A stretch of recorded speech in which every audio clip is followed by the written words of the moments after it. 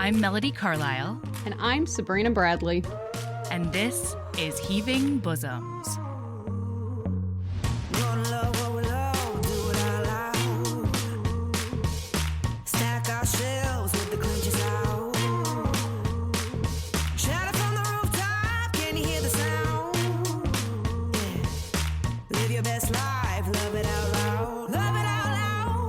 This is the podcast where best friends recap romance novels and other kissing media that makes us swoon, snark, and refills our cups.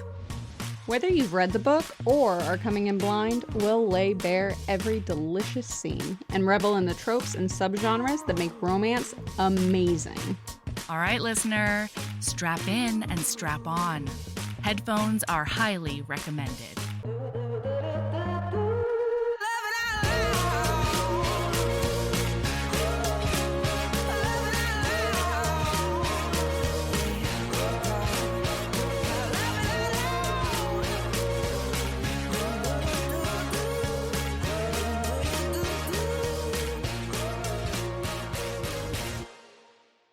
I'm so sorry, Melody. No worries.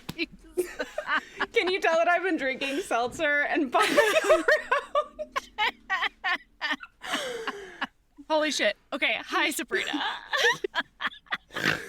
Oh, wow. Oh my God.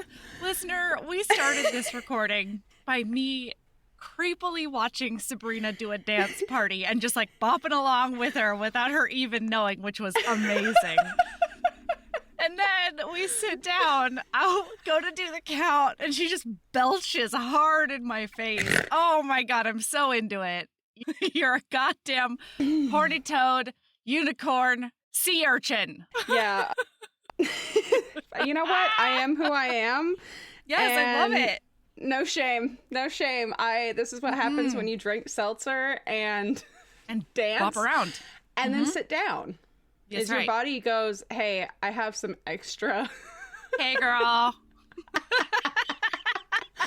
Oh my God. I think we have to go straight to book because I'm really excited about book. Yeah, we're here. Hello. We're Hello, here. everyone. Let's hop in. We've Happy arrived. Halloween. Almost. Happy fucking Halloween, everyone. And like, oh my God. I was expecting this book to be good. I was not expecting the brand of good, like the flavor of good. Holy shit. I was not expecting the deep and powerful angst. Yeah. I was not expecting to like grow with these characters. And yet here I fucking am. This book hit me in all of my soft spots. Ooh.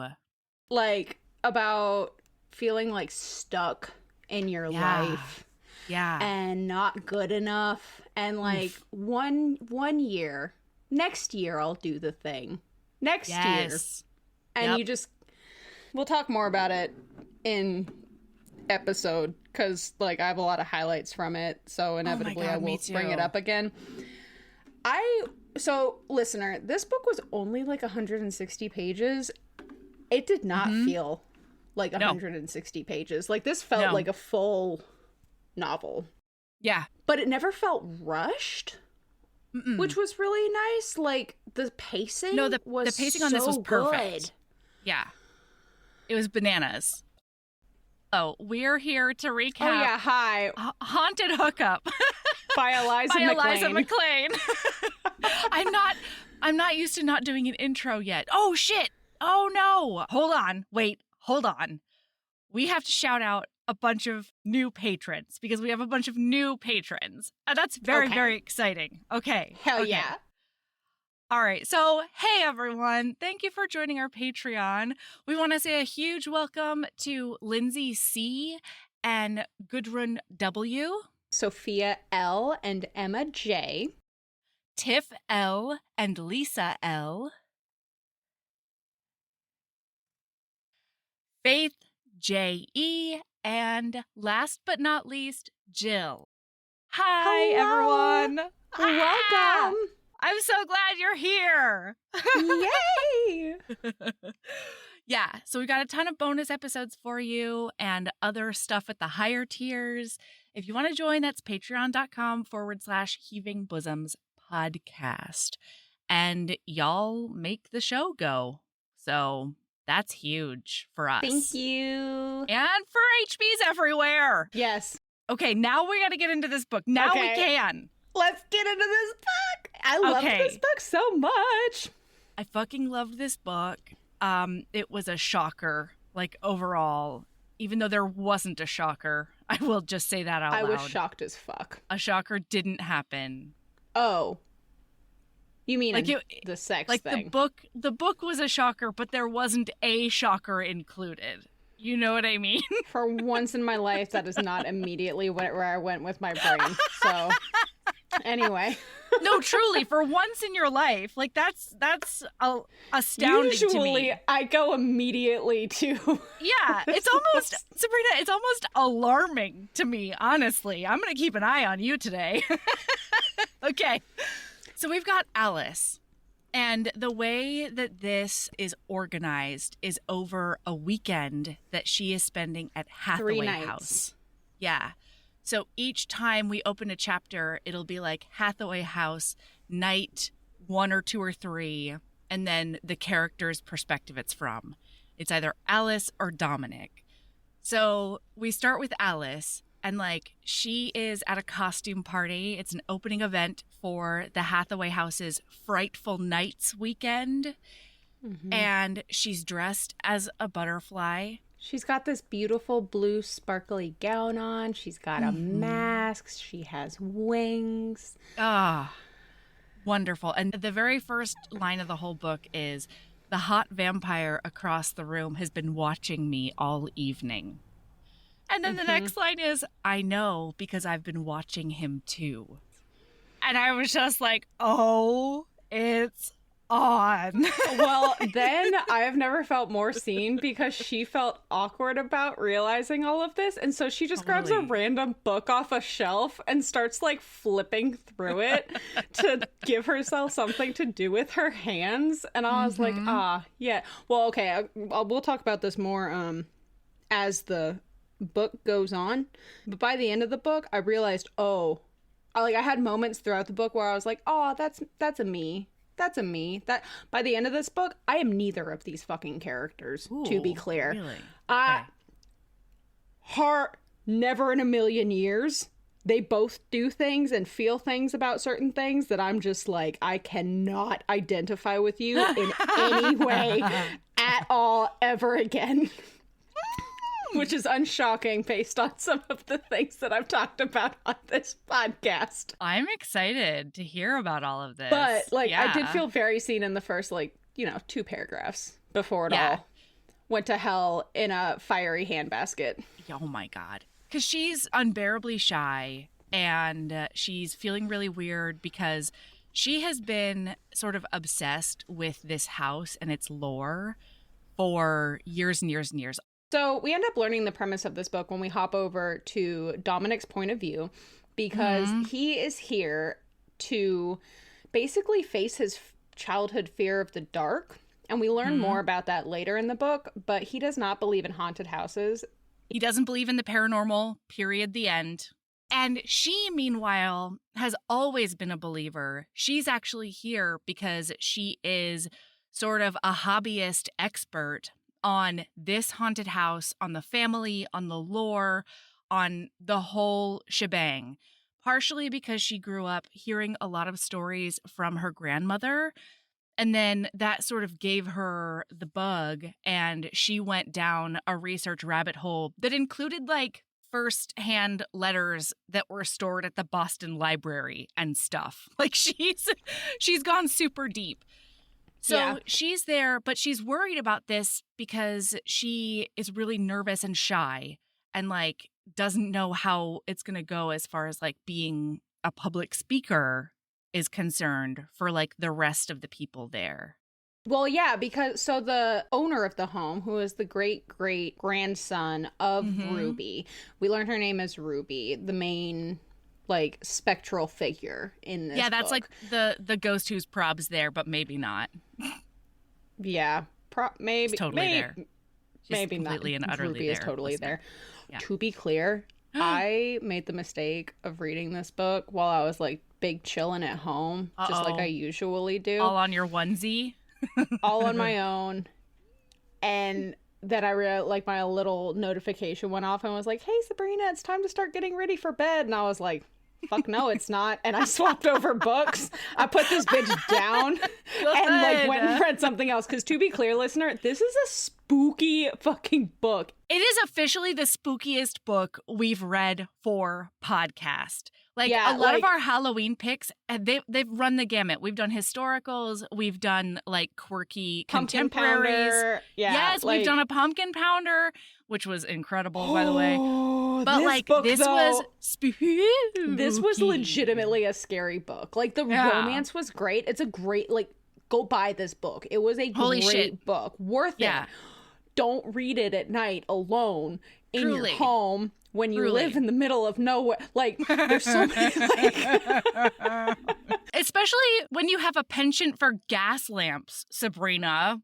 Yeah, like, that's not a good combo. I did not. I was not reading this book and knitting by lamplight. Let me fucking tell you. I was not that masochistic. Like, I love myself more than that. Glad to hear it. God. Especially because, like, I know we've talked... Well, so we'll start jumping into it. Like, I'm afraid of the dark. I don't believe in spoopy stuff, but I also don't not believe in spoopy stuff. Like, it's one of those things where I just don't fuck with the spoopy stuff on the off chance that the spoopy stuff is real, right? Totally. So, like, like growing up, people were like, oh, yeah, let's do a seance. I was like, I need you to come pick me up from this sleepover because I'm fucking... out. Let's go play with the Ouija board. No, absolutely not. Get the fuck out of here. Let's vocally out loud taunt the whatever great might beyond. be. No, like, let's absolutely not. Shut the fuck up. I will gag you. Like, I don't play that game, man. Well, and neither of us are horror movie watchers. Like, I can barely handle a jump scare in a kid's movie. So I'm like, so easily startled. Okay, we're just gonna keep going. So we find out that the premise of this house is people have come, they're trying to essentially raise money for the upkeep of the house because it's expensive as fuck to upkeep an old ancient, or not ancient, but like, old-timey mansion. It's expensive. Yeah. Like, historic homes are not cheap. No. To have. They're a commitment. Yeah. Like, yeah. Where's your wedding ring? Because truly. Till death do us part. That's right. That's right. So the two men who live there, they're married, and one of them is the great-great-grandson, or maybe the great-grandson. I can't really tell the age difference between them. So he's the great-great-grandson. No, he's the great-grandson. Yeah, because that's what I think, because he's older. Mm-hmm. And so Ruby had two daughters, Annabelle and Lily. And he is a descendant of Annabelle because they sort of lost track of Lily, which we find out about later. So they're all at this, like, opening night, and she starts just feeling really weird because the fire, like, roars a little bit, and she's like, okay, it feels like not only the temperature of the room changed, but, like, the emotional temperature of the room kind of changes for her. And so she goes out on the balcony. And as she's out there looking out into the beautiful gardens, but, you know, it's fall time, and so everything is dormant and asleep, she hears this voice behind her. It says, if you stay out here too long, you'll get chilled. The voice is deep, but has a softness to it like a worn blanket. I don't believe butterflies were made for the cold. Ooh, and she thinks to herself, it's him. I know without looking, his voice as sure and confident as his gaze inside. To be clear, listener, they have both heavily identified each other as sexy people. Yeah! And, like, there is no beating around the bush in this book because she turns around, right? She turns around. They start having, like, a little bit of a flirtationship because she's feeling super bold right now because she has the mask on. Oh. She's only here for 3 days. That's right. She's feeling desirable. It's a break because from of her the normal look on life. Which is shitty. Shitty. It could not be. I cannot express to you adequately just how shitty her life is because it is stated over and over. I think the only time we've encountered a life as shitty as this one recently is the third book the second book in Rebecca Weatherspoon's Cowboy series. she's a personal assistant. Yeah, you know? where she's like, my life is terrible, but I can't get out of it. And like, oh God, there's a lot of parallels there though, because like she hates her job. She has a shitty boss. Hates her boss. And she can't leave and blah, blah, blah.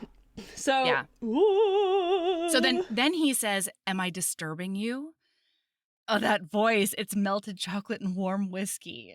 Something you indulge in only in nibbles or sips, but I want to swallow it whole till I'm drunk. Would you like me to go back inside?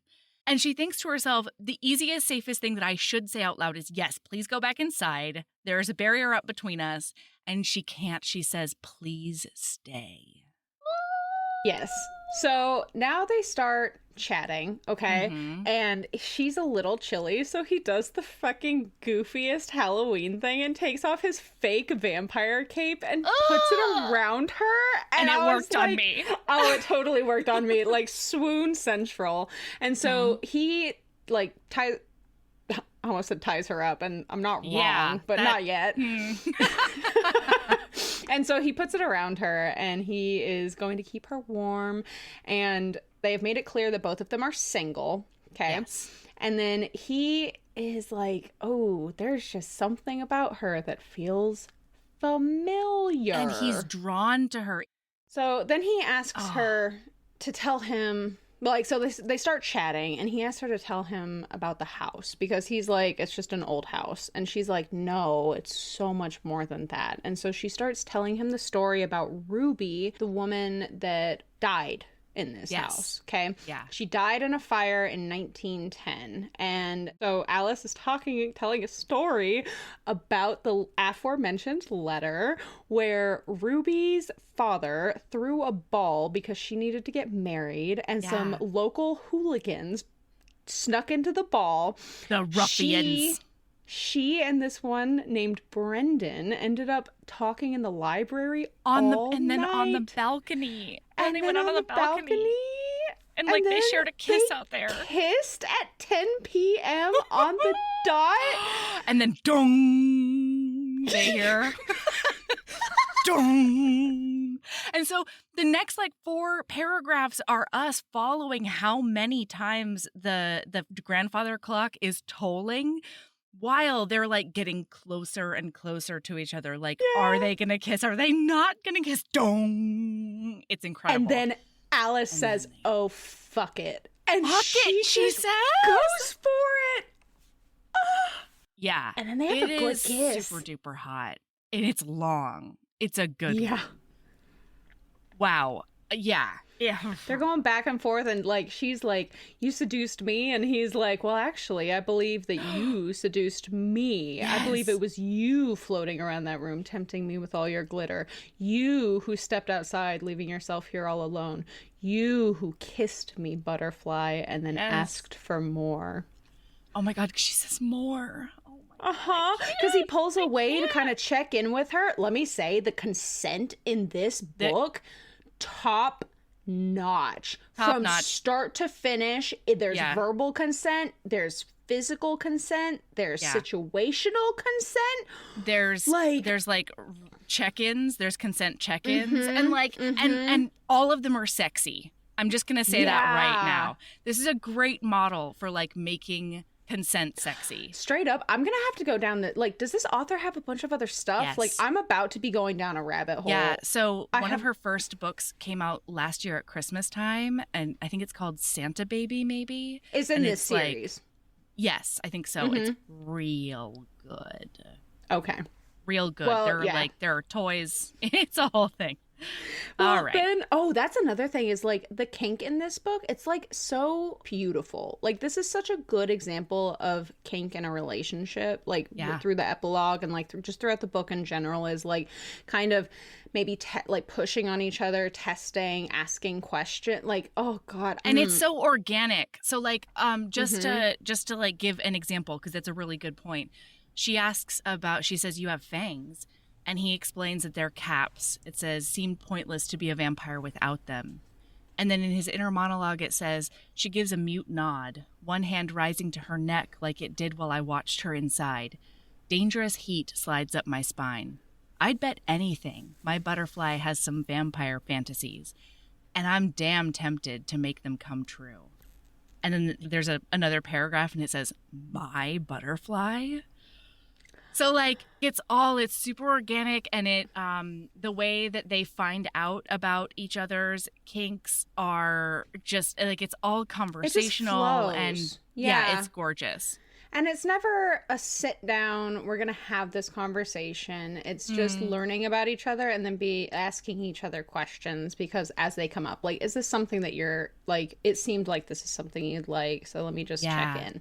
Yeah. It was really beautiful. And so then they go back to making out, and he kisses down the side of her neck. Good Lord. And then he does give her a little bit of bite with her pleasure, because this was such a horny scene. He puts the tips of his fangs against her neck and then drags his lower jaw up and then bites down, and I was like, sir, yeah, no, I know, I need you to put those teeth away. And she's so into it. They're grinding on each other and just they almost he like pushes her up against the he says, we have to stop pretty soon or I'm gonna hike your skirts up right here. And she says, would that be so bad? She's like surprising herself with my the way first thought was, this ghost is here. Like, there's no, I fully, like, this book started and I was like, this ghost is real. There's no way this ghost isn't real. Yeah. And I was like, Ruby's watching this. And I'll, like, Ruby's probably like, damn, they're recreating that night. I was like, there's no way that she and Brendan weren't macking on that balcony. I've read enough historical romance novels. That's what I'm saying. Those bodices were a rippin', okay? Those bosoms were a heaving. Yeah. Tits out in the garden. Yes, absolutely. So they go back to kissing, and then they stop kissing, and he is like, can I take off your mask? I want to see who you are. You feel so familiar and good. And and he says, I'm going to take off your mask and then I'm going to invite you up to my room. But there's no pressure there whatsoever. We've got 3 days and I just want to get to know you however you want that to happen. And she's like, Dominic is like, He's so one of the swoony. swooniest heroes that I've read in a while. You and I have read a lot of really good books, both for Patreon and public. And like, even on our own time, we've been reading a lot of really good books that you and I have been squeeing at each other about that the other person hasn't read. Yeah. This man is so much of my catnip. It is not even funny. Like, just as a human, and boy howdy. And so it's a pitter-pat moment all throughout this book. And so then she gets a little unconscious. Yeah. She just passes out. That's a different genre, Sabrina, okay? Yeah. So she just fainting couches. So she is like, she starts to get a little bit self-conscious, right? And so she's like, what if he doesn't like what he sees under the mask? And then she's like, you know what? I'm just going to go for it, because ultimately I'm here for 3 days. If he doesn't like it, then we'll be gone after 3 days. And if he does, then I'll have a really good 3 days. Yeah, 3 days worth of fun.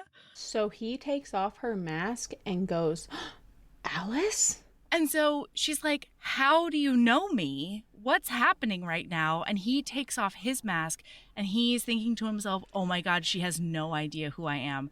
This woman, I've been thinking about this woman. 7 years. Yeah. He's been like daydreaming about running into her at an airport in Berlin or whatever for 7 years. And she doesn't remember who I am. And then it's okay, though, because she goes, no, it's not okay. Because yes, it is. We don't want, like, I'm sure that when she reacted initially, he was like, fuck. I mean, yeah, but then she immediately says his name. It's okay. Yeah. No, I know. But okay, so. But like, he was not well, though. For those 3 seconds, he was not okay. Well, it continues. So we're in his point of view now, right? So immediately, right after this, there's a commotion and Gus? Louise. Is that one of the dudes? Louise? No. Louise and Gregory. Gregory. Gus. I'm fine with it. One of them comes running out onto the balcony and they're like, the fires jumped the grate. We need some help. So they go back inside, right? But first, he goes in to go inside and then he turns around and grabs her face and says, Alice, it's so good to see you.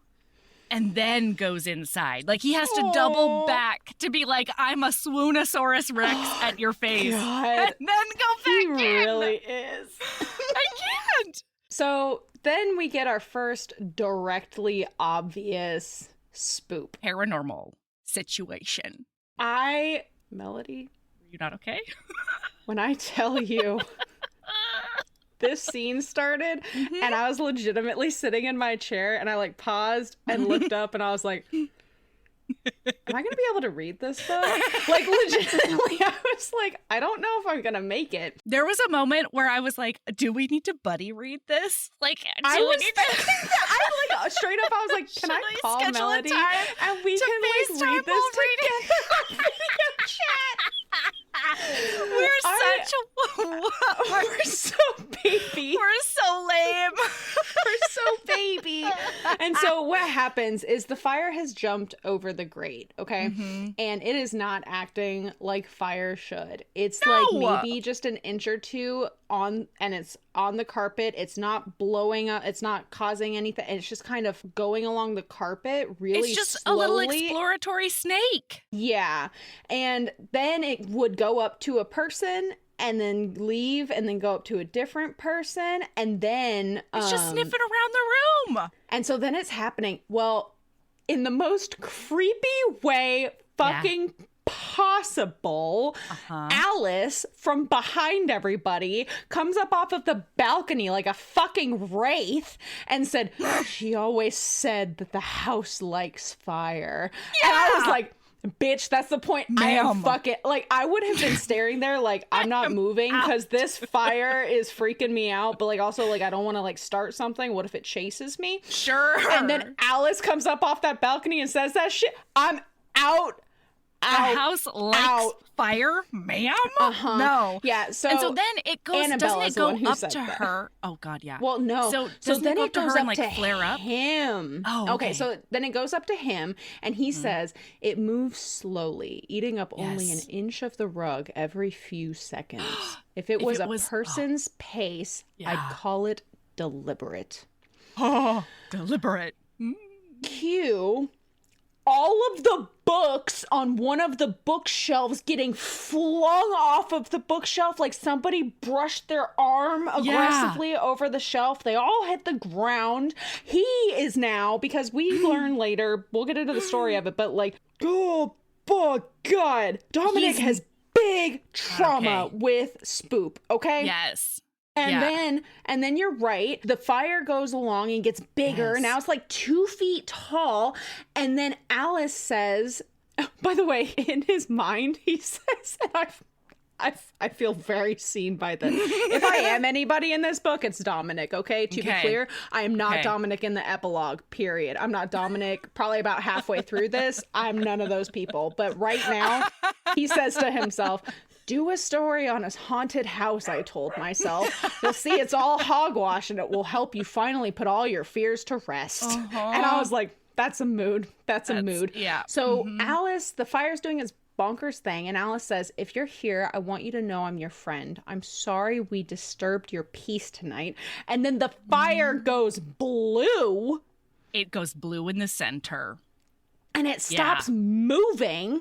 And then she says, we're all here because we care about you, Ruby, because we want to know your story. The fire flickers, then seems to dim slightly. I was just thinking about all the special memories you have here. And then after a while, she says, if you can give us a chance, Ruby, we'll honor you this week. And it's from his perspective. And so he's saying, like, she's directing her voice to the fire now. I'll do my best to tell your story. Can you let me do that?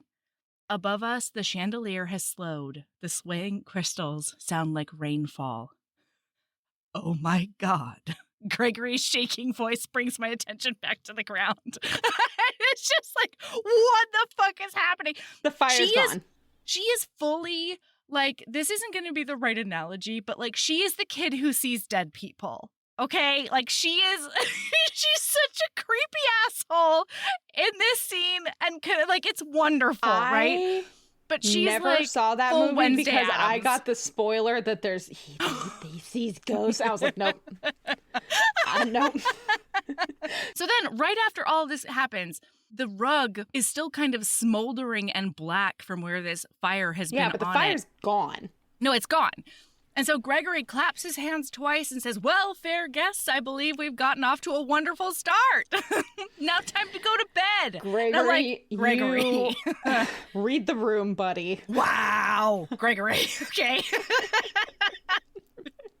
Yeah. This is like, this is one of those moments where like Lewis and Gregory are so cute together, but also never in a million years am I falling in love with somebody and moving into their fucking haunted house with them. No, because Gregory inherited this haunted ass mansion. And so he and his husband moved in to like renovate it. And like that is a choice I will never willingly make. All right? If I do anything like that, I have been possessed. I don't give a shit if that ass is tax deductible. No. Get the fuck out. No. I don't care if you were going to let me watch Bridgerton while lying naked on top of you. Nope. That's not happening. I straight up, like, I will refuse to move in someplace if I feel too uncomfortable there. That's you know fine, what yeah. I mean? Yeah. Like, and not from somebody can, like, creep through. Like, if it just feels wrong, I'm fucking out. I'm not sleeping in that house. I'm not Trust your renting gut, that man. house. I'm not buying that house. I like scary stuff, but I'm not fucking living there. No, absolutely not. I am never going to be the person who's like, haunted house, I'll take my chances. I'm sorry, that's it. Like, if you want to love me, that's your sacrifice. Get rid of your ghost, bud. I'm not living in that fucking house. You can go with them for a weekend. We can have a little ghostly polycule. You can go be in love with your fucking ghost and leave me the fuck out of it. I will happily take that ghost as a paramour, but I am not, abso-fucking-lutely not. Get the fuck out of here.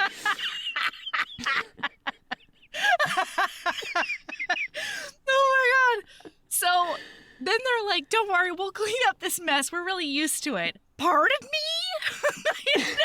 No. Yeah, the more we learn throughout this book about how normal this is for them, I was like, I cannot possibly express to you how many times reading this book, literally out loud, I said, oh, fuck no. No, like, I'm sorry. Listener, if you live in a house where windows spontaneously shatter, get out of there. If you live in a house where the light flickers in an ominous way and it's not because of faulty, actually, even if it's faulty wiring, I don't want to be in that house. No, it's gonna burn the fuck down. That's what that's gonna do. Oh my god. And so this is when they go to bed, right? So she doesn't go with him.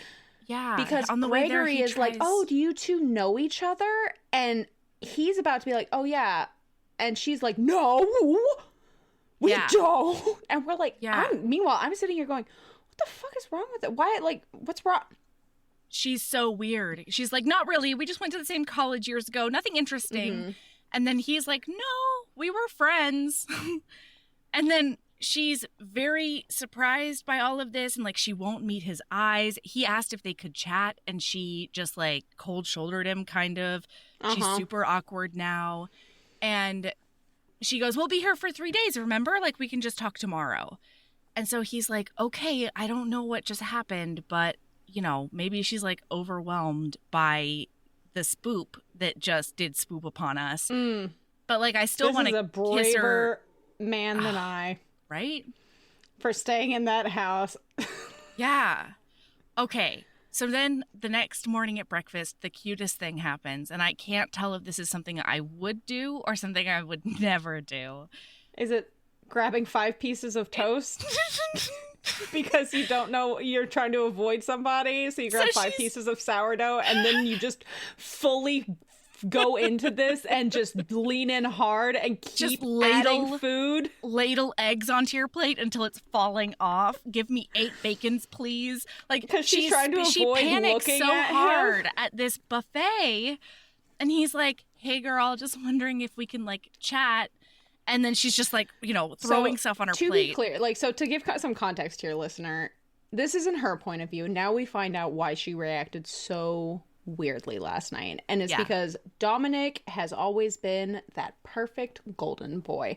He can do no wrong. He's an incredible writer. He is perfect. He is all of these things. And because they went to school for creative writing together. And so they were in all the same classes in senior year, as you are in a small degree, you know, where like you don't even like these people, but you're forced to spend 25 hours a week in class with them. Absolutely. And so he was always that person. And she didn't really have a problem with him until she fell for his college roommate, who was a complete douche nozzle. And as far as she is concerned, Dom got a front seat for the Watch Alice Get Humiliated show. Every missed date, every gaslighting quip, and my body cringes, every other girl Brian fucked, all witnessed by none other than the perfect Dominic Costa. And like, she has a big writing crush on him too. So it's not just that he's handsome, it's that he's smart. And then we find out later that she ends up resurfacing some memories, I feel like, because she's bottled this down hard. But she resurfaces some memories where, like, he's also really, really nice and kind. Like, at one point he looks at her and he's like, you know, you're dating a complete asshole. Don't start that yet. Let's talk about that when it happens. Okay. Sorry. Okay. No, it's so like sorry. this book is... I'm so sorry. So he's trying to make conversation and he's like, did you sleep well?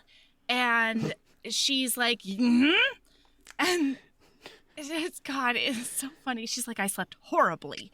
I was lucky to get my sneakers tied this morning, and it's all Dominic's fault.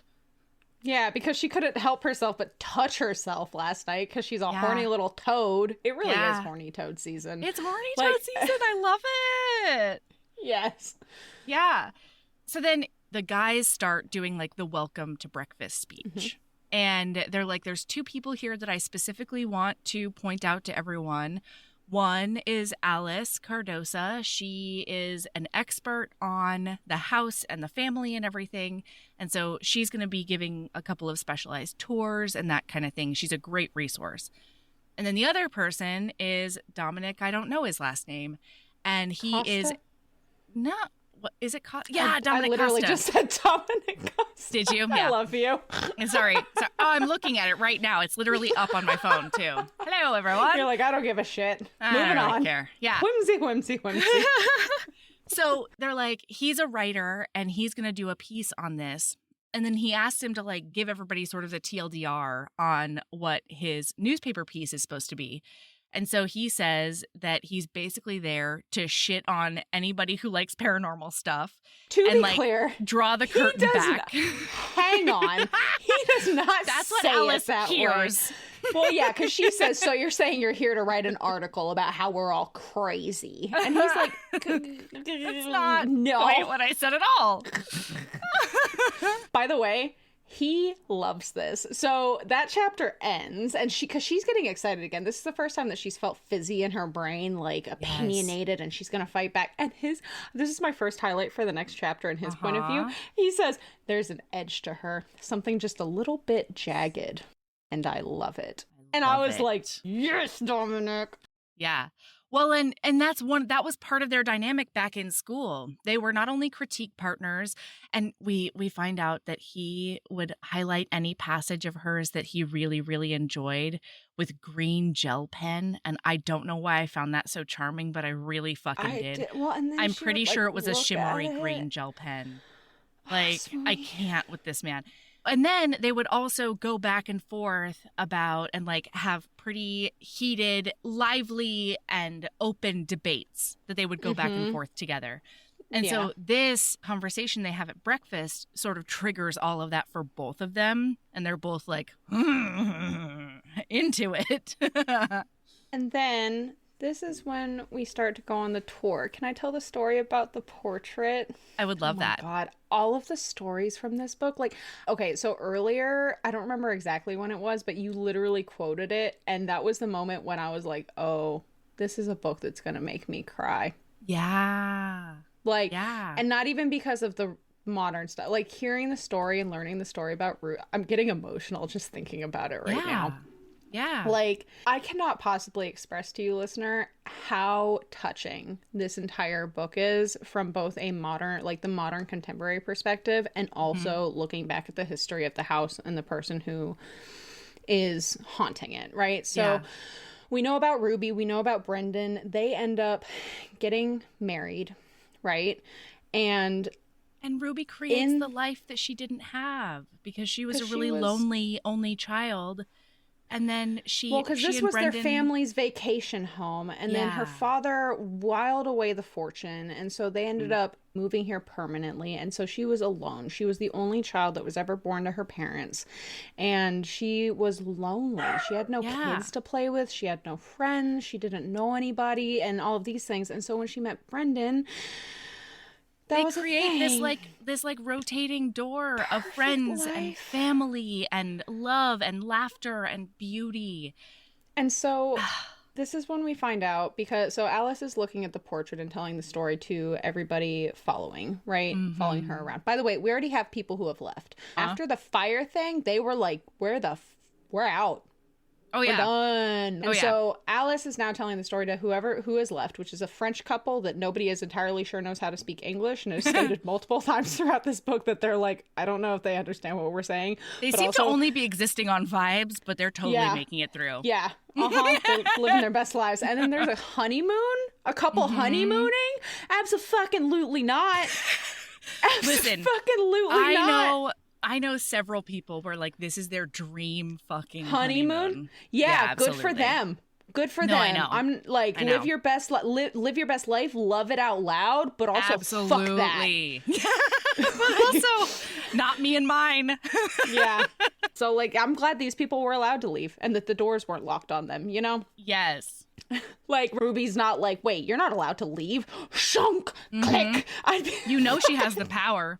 Oh my gosh, she totally has that power. So anyway, this portrait that they're looking at was actually painted after her death. And so the story of her death is that in 1910, there was a fire in the house and she ended up dying. She and Brendan each of them grabbed one girl, and then a beam fell in front of Ruby and the child she was carrying. And so Brendan grabbed that kid and she was like, take our baby out. I will figure out a way out of here. And so Brendan took the kid out and then came back, but by that time she was totally enclosed and engulfed in flames, and there was no way for her to get out. Like, Brendan, according to the history of it, when he realized there's nothing to do, he just stood outside of the house staring, watching it burn. Brendan was never the same. So the house burned, and 6 months later, he built a perfect, exact replica of the house that he and his daughters then continued to live in, and he was constantly seeking out the same happiness that he had with her and not being able to fulfill it. Yeah, of course. And so this portrait was painted after her death, and so it was based on his sketch of his wife that he loved with every fiber of his being, and their two daughters. Molecule. He told the artist, like, these are the parts of our daughters that are her. And so this portrait is actually two generations of Hathaways. This is the first time I cried in this book. I know. And oh my God, because I have a couple of quotes from it, because maybe if he thought if he could make it all the same, he could bring back Ruby somehow, reclaim the happy life they've lived together. And that's when I went, you sure as fuck brought her back, Brendan. What the fuck, bro? Well, so that's the thing. One of the daughters ends up saying that he built the house, to exact specifications in order to, like, sort of bring her back, but they think that in the process what he did was instead trap her there. Yeah. And he was never the same. He was never happy again, basically. And, like, one daughter really coped with it okay, and the other one was just like, I'm getting the fuck out of here as soon as I possibly can. Well, this is a nightmare. Because this was not a healthy house growing up, because now she has a grieving father who was never ever the same. He built this giant ballroom, but nobody was allowed to go into it. It was just, like, dusty and sealed off because he couldn't bear to, like, see it or look at it or think about it being inhabited. And so they're basically living in a mausoleum. A ghost house. Yeah. It's not a house to live in. It's a No. house to remember in, essentially. Yeah. Like, this entire thing is just a memorial. And then, fucking, oh my God, this is how a man gets slapped in the woods. She is outside. So after this, Alice, after telling this story, is standing out in the woods because, like, our little Alice is a sweet little baby introvert. And so it's taken a lot for her to be in there and talking to everybody. And as much as she's passionate about this thing. She's just trying to do a mild recharge. Yeah, and so she's in the woods and just kind of looking up, out of focus, staring up at the house, lost in thought. And then Dominic walks up to her in this forest. And to be fair, I will give him the benefit of the truth. Yeah. That he did in fact walk directly in front of her face, so like there's no reason that she should have been shocked by this.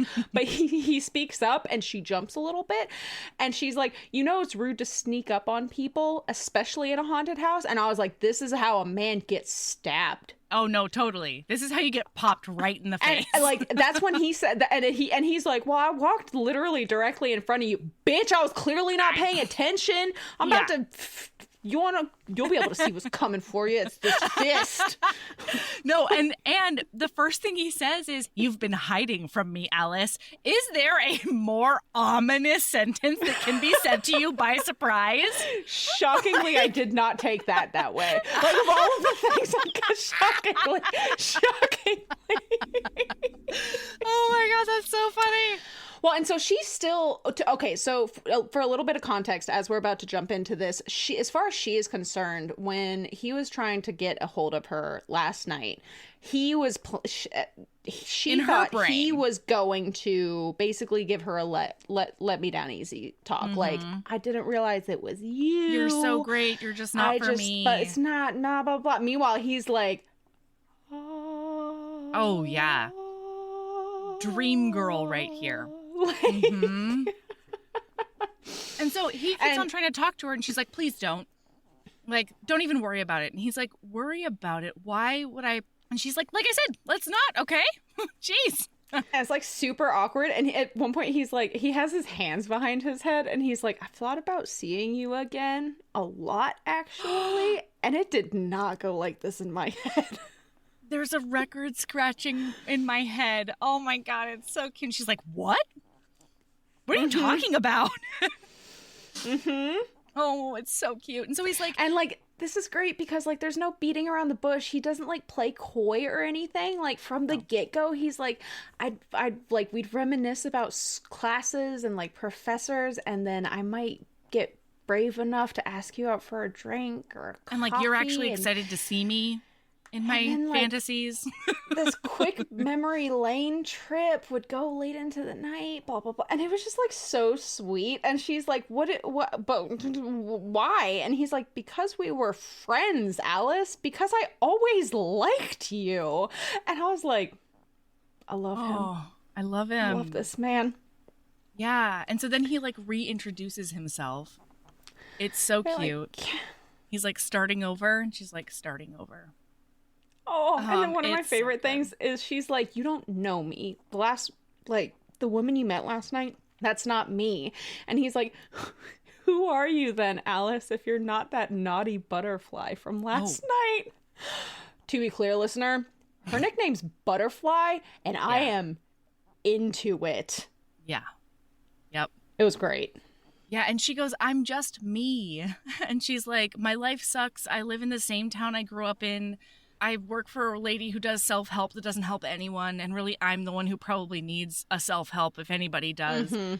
And he says, you stopped writing? And it like really hits her. It's sort of a gut punch, an unintentional one, of course. Mm-hmm. But she can't really handle it. It says, it's a simple question, but fuck if it hurts. And especially from him, who like read all her stuff and underlined it in green gel pen and stuff. Like, it's so beautiful. And he's like, you were really good. And it says, I always thought you saw the world in a really special way, really different from me. And she says, you always wanted to explain everything.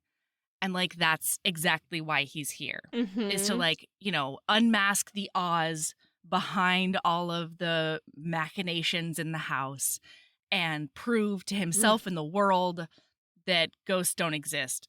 And the dark is totally fine. It's not. Nope, it's super not. Not in book, not IRL. Also, then he does one of the sexiest things I've seen in my life as a person who has gone from an ambivert to more of an introvert after pandemic. Yes. I know exactly what you're talking about. One of the guys comes out and he's like, hear ye, everybody come inside because we're having a game day in the library now. And she's like, he can see her just like deflate and curl in on herself a little bit because she still hasn't recharged at all. No, she got stalked in a forest. Yeah, Melody. yeah. You've been hiding from me, Alice. No, so he's like, we could just sit in the corner and like pretend to play chess. And she's like, that actually sounds amazing. Like, be my human shield. This is the moment when I would fall so deeply in love that I would never be able to get back up again.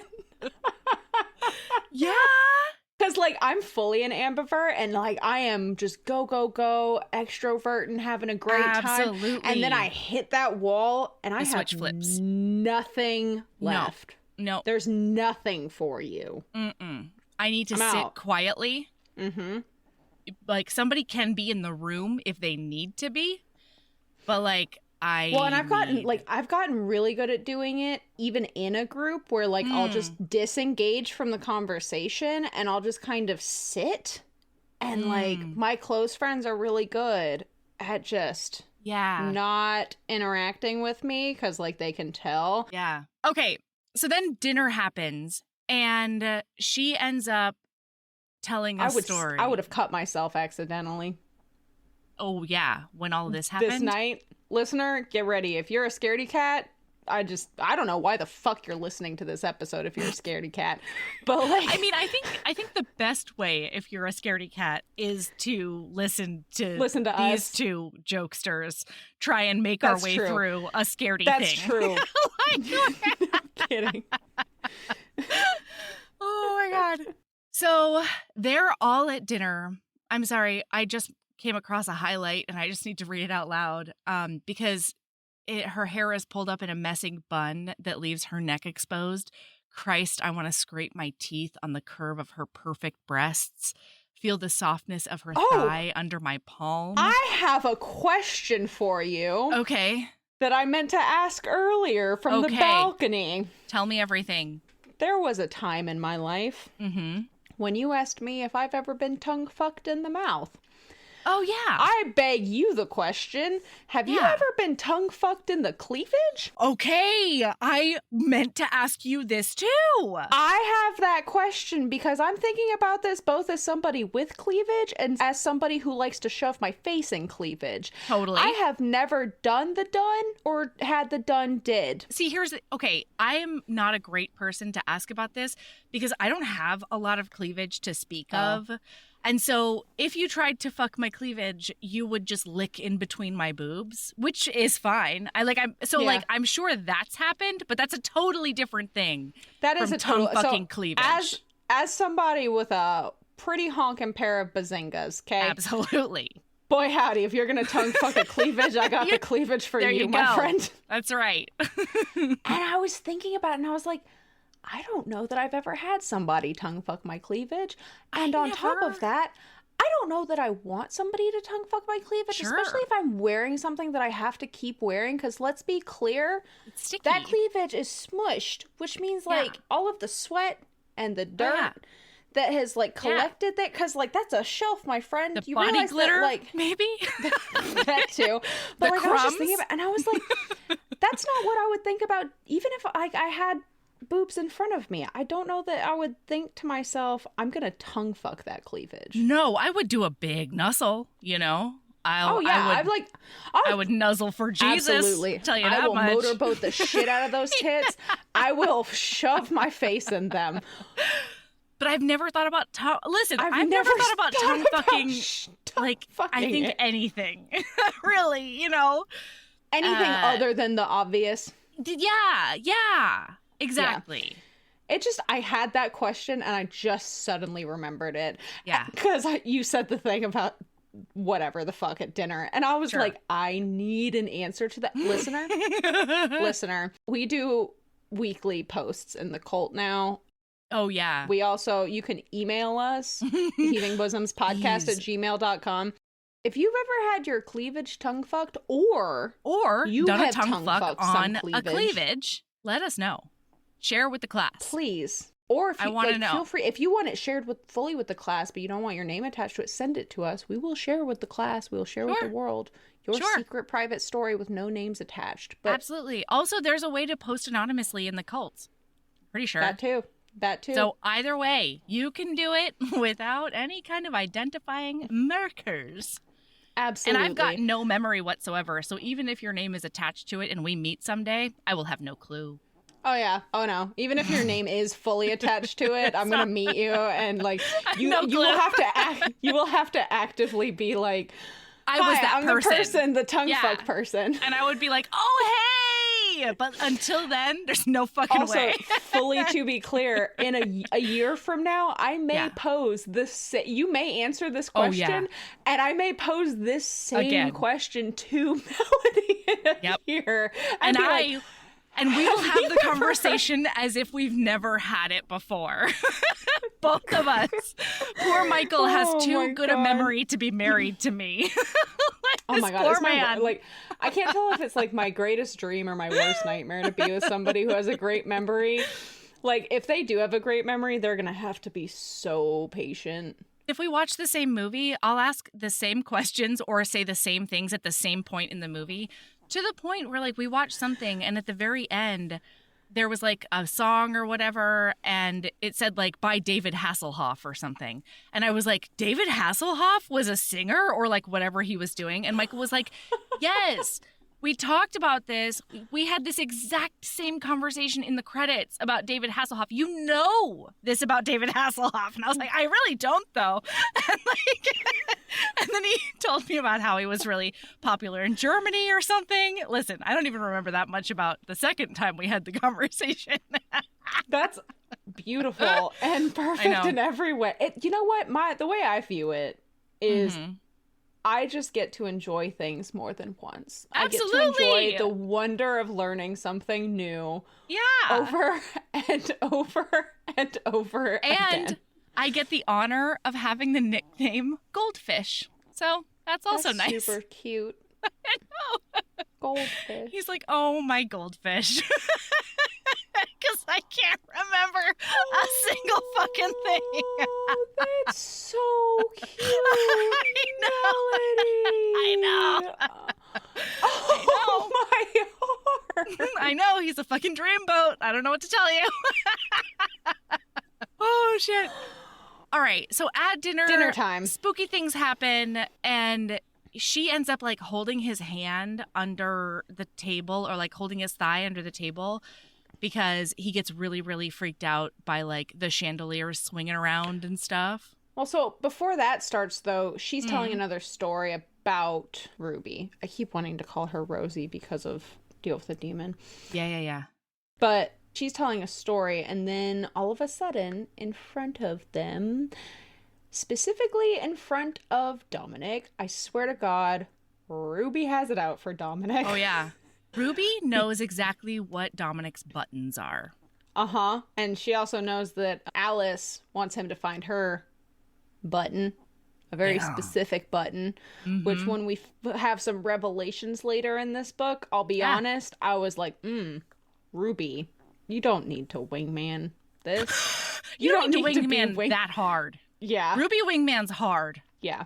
Yeah. So the spooky stuff is the water starts like shaking on the table, and then his silverware starts shaking, and then the fucking mirror. We've already discussed how I feel about mirrors, listener. I don't remember if that was Patreon or public, but if you are a patron, you know how I feel about a mirror.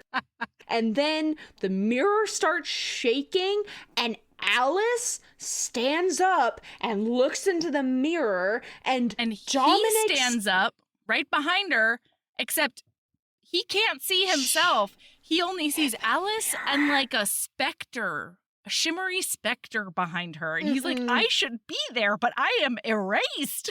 And then the mirror shatters. Spontaneously. Wait, not just shatters. Oh, yeah. It cracks right down the middle, in the middle of Alice's face. And then all of the fucking lights go out. I am out. I'm out. Okay, and this is what I love about Alice. The next chapter opens with, dinner was boring. That is, after all the freaky and totally amazing ghost stuff, because everybody was just like so terrified they couldn't make conversation. What, and Sabrina? One more thing. Yeah, okay. That's very important. Before the mirror cracks, before the lights go off, after Dominic cannot see himself, he does in fact see the shadow of somebody. Yeah, the shimmery specter. Behind. Oh, you said that? I said it. Yes. Oh boy, I was stuck in my own little house of horrors. Yeah. You were stuck in your own funhouse mirror brain. By the way, also one thing, Gregory and Lewis are both freaked out by this, by the way. This is way more than Ruby usually does. Absolutely. So more guests leave, and then they all go upstairs, and like they try to retire to their own separate rooms. It was the French couple that left. Like, they're still not sure if they speak English, but they were like, I'm fucking out of here after that crazy shit happened. We can't. So they all go back to their own rooms, except, and she's really like unsure because she feels like they had a moment, but she also doesn't really know how to like bridge the gap. And then there's like a shatter and a yell and a bang and a craziness, and it all comes out of Dominic's room. And so they all run in there, and as she opens the door, she sees the window is open, the panes of glass are all shattered, and Dominic is standing in a whirlwind of his own notebook papers. He is crouched on the ground with his hands around his knees, looking around in terror, in fact. Yes, yeah, absolutely. Because bet. Yeah. There's no other way to handle that, really. Yeah, so it ends up where he's like, I cannot go back in there. I can't do that. And one of the guys is like, well, a bunch of people left. So there's like 2 other rooms that you can go into. And without even thinking about it, she says, nope, he's staying with me. Yep. And so they bring all of his stuff into her room, and she's, trying to get him through this and comfort him and keep him distracted and stuff. And this is when we find out his story and why he is so terrified of the dark. So he grew up just outside of Philadelphia, like where the suburbs become the not so good suburbs. Yeah. And it's an old farmland, and the original farmhouse is still on the property. And my worst nightmare, his asshole older brother dares him to go into the house because that's what it is if you go in, like, there's a bunch of, like, it's what the fucking kids do, like they dare each other to go in these creepy places and blah, blah, blah. Been there, done that, have the nightmares to prove it. So, so his brother is like, if you go into the house and stay in there for 5 minutes, you get an hour on the PlayStation. So he's 8. Dominic, when I tell you, he's 8. This is how I go to adult jail. Oh yeah, as a child. Okay, fair. Because I would murder this boy. But also, like, how did his mom not notice that he wasn't home all night? Well, because she was fucking neglectful as shit. He had a horrible home life. So he goes into the house, and then his brother blocks him in, like locks the door so that he can't get out. And little boy Dominic is just sitting in this dark house all night long. And one of the things I really liked about this book is that there was no Like, he is still not sure that anything haunted actually happened in this house. He No. just knows that there are all these stories, and he is like, I don't know if I made it up in my head and it was just the sounds, because me too, bud. Like, I've been there Yeah. where, like, it is a perfect, like, there's nothing well, fuck, I don't know. Maybe there was haunted shit happening, but, like, No, but like it's all in a your house head in the settles. It dark. makes Yeah. noises for no reason. Like acorns drop onto the porch. Like Uh-huh.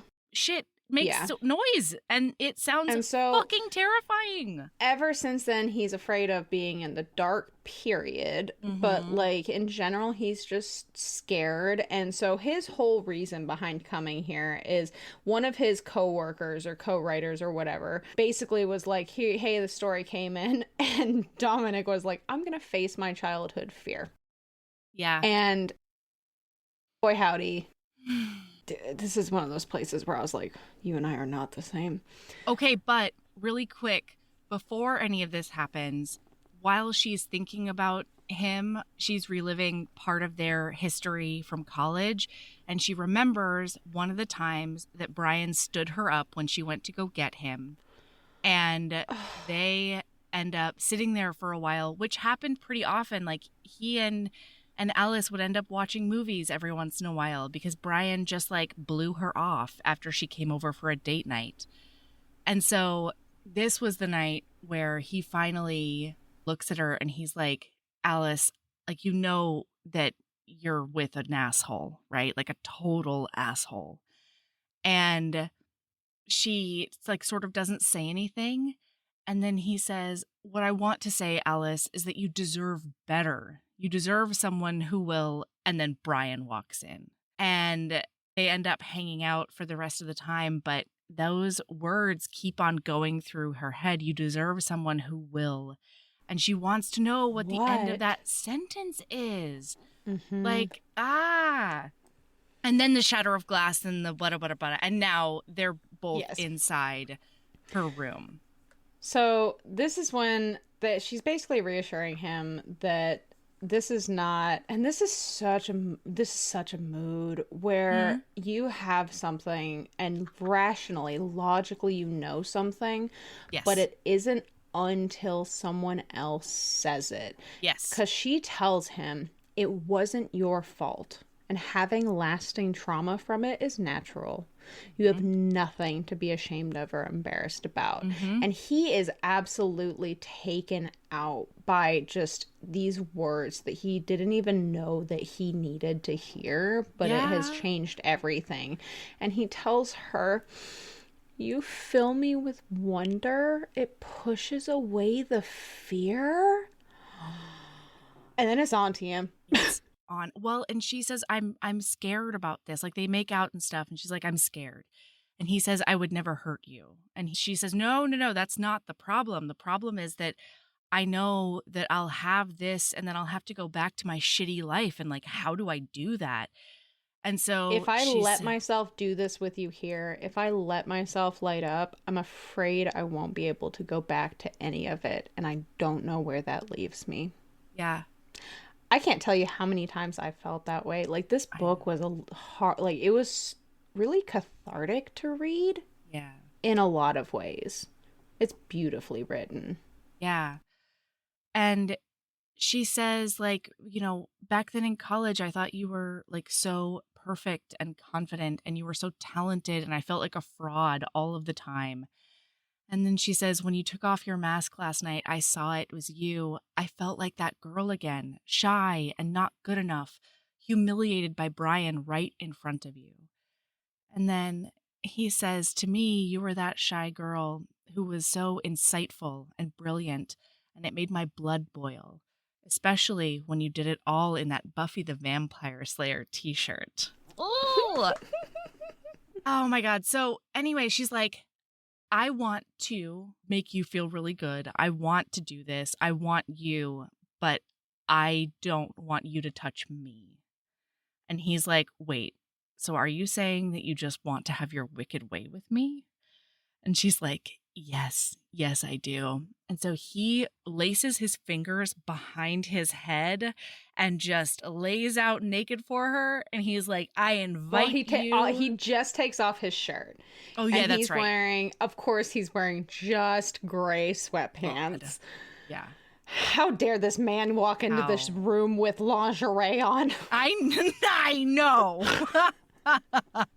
I know. How dare he just walk around like that? Yeah. And so, oh my God, she says, you relax when I touch you. She watches her own hand as she threads her fingers through my hair again before curling her palm around the back of my neck. It helps you feel less scared. Yes, I hiss as her nails scratch my neck and dip beneath the collar of my t-shirt. And then he says, you fill me with wonder, and it pushes away the fear. But like, I love that it starts with her just making this like declarative statement. Like, I touch you and you feel better, you know? And he's like, yeah, that is exactly what happens. Anyway, so she gives him the blowjob of a fucking lifetime. All right. Oh, first she dry humps him. That was hot. Yeah. She hasn't even taken off his pants and she's just like dry humping him and he's into it. Oh, he's my down. God. Yeah. And she ends up, he's like, I'm about to come. And she's like, not until I'm done. So then she says, get ready for this. This is such a real moment. She says, don't you dare. I'm not done with you yet. When I'm ready for you to come, you'll know because your cock will be down my throat. Both of our jaws drop at this. A nervous laugh bursts from my lips and I bring a hand up to cover my smile. Oh my God. I can't believe I just said that. That's so real. Like, I can't tell you how many times I've been in situations where like that, where like something leaves my mouth and I'm like, I didn't know I had it in me. Yeah. Well, and then at one point she's asking herself, who am I? I don't know if I'm asking him or myself. Am I that shy girl or am I this woman? And he says, you're both, Alice. You've always been both. And I was like, he sees her. Mm-hmm. He's always seen her. And like, what is that if not like such a deep desire of being human, which is just to be seen and understood and known. Yeah. Mm-hmm. So, wow, it's incredible. And he's like, I really would love to make you feel really good too. And she's like, not right now. This is enough for me right now. I just want to like snuggle. And that's not to say that tomorrow will be the same. So like, you best be ready. And he's like, okay. She's like, you're going to stay, right? And he's like, sleeping night alone in a haunted house? Or stay with, like, in a house that I'm beginning to think, to my utter horror, might actually be haunted. And she's like, I might give you a hand job in the morning. And he's like, well, then I'm sold. Yeah. I was like, y'all are so cute. It's so cute. Oh, and she says we can leave the light on. And he like pauses and thinks about it. And he's like, no, I want to try with it off. And he sleeps super well, just spooning her. And this is when she has a realization, as he's already fallen asleep. She realizes that she thinks that Ruby acts out because she's lonely. Yeah. And then I had the feeling that like Ruby acted out in that way because she didn't want anyone else to be lonely. That's how I felt too. Also, I'm not gonna lie, I did almost just pee my pants because my lights did dim and come back up again. And I was like, I literally, which is common at night. I live very rurally, so like when it's dark, like it's not uncommon, but I did say, Ruby, she acts out because she's lonely. And I was like, kill me. I'm fucking dead. I'm out. This was wonderful recording. I have to leave. I have to move and never come back. The dogs are going. Like, how do you get out of a mortgage? Like, yeah, right? So they wake up in the morning and he says, last night was a gift. I loved the confidence and power in Alice's eyes as she took control, the sureness of her hands as she worked me. And she wakes up because he's like, oh, like, I'm only touching her in the places that she told me I could touch even now. This is what I was talking about with situational consent. Yeah. Like, it doesn't end because the scene or the context or the situation ended. It just, she never gave him permission to touch anything else. And so he is only touching the things that she said he could. Yeah, because when they were snuggling, he was like, can I touch your back? And she was like, yes. And he goes, what about your hair? She was like, absolutely. And so even now, he's only touching her back and her hair. Oh, God. Until she says otherwise. It's so good. So now he wants to go down on her until she dies. They have an important conversation before that happens. What? Because she is saying, they're kind of going back and forth because he says, can we talk about this? And she's like, what do you mean? And he's like, about you and me. And she's like, there is no you and me. We're just having fun. And he was like, having fun? I don't just do this shit for having fun. This is like, that wasn't having fun, and you know it. That was way more. And so they do go back and forth, and she is now feeling really uncomfortable, not because of him, but because she is afraid. Essentially, it's the same thing that we've been talking about. And he's a journalist, and so he travels for work, and so he's like, I want to give this a shot. I really like you. She's like, play that out for me. What does that look like? And he's like, well, I'm going from Seattle to Siberia to Tennessee to Ecuador for 4 months. Yeah, like I don't really know, but like there's phones and video chat and, you know, stuff like that. And so she's like, what are you suggesting? That we would be boyfriend and girlfriend while you gallivant all over the world and I'm home Xeroxing papers for self-help seminars that help no one? And he's like, I'm not gallivanting. I'm working, Alice, just like you are. I just have a different job.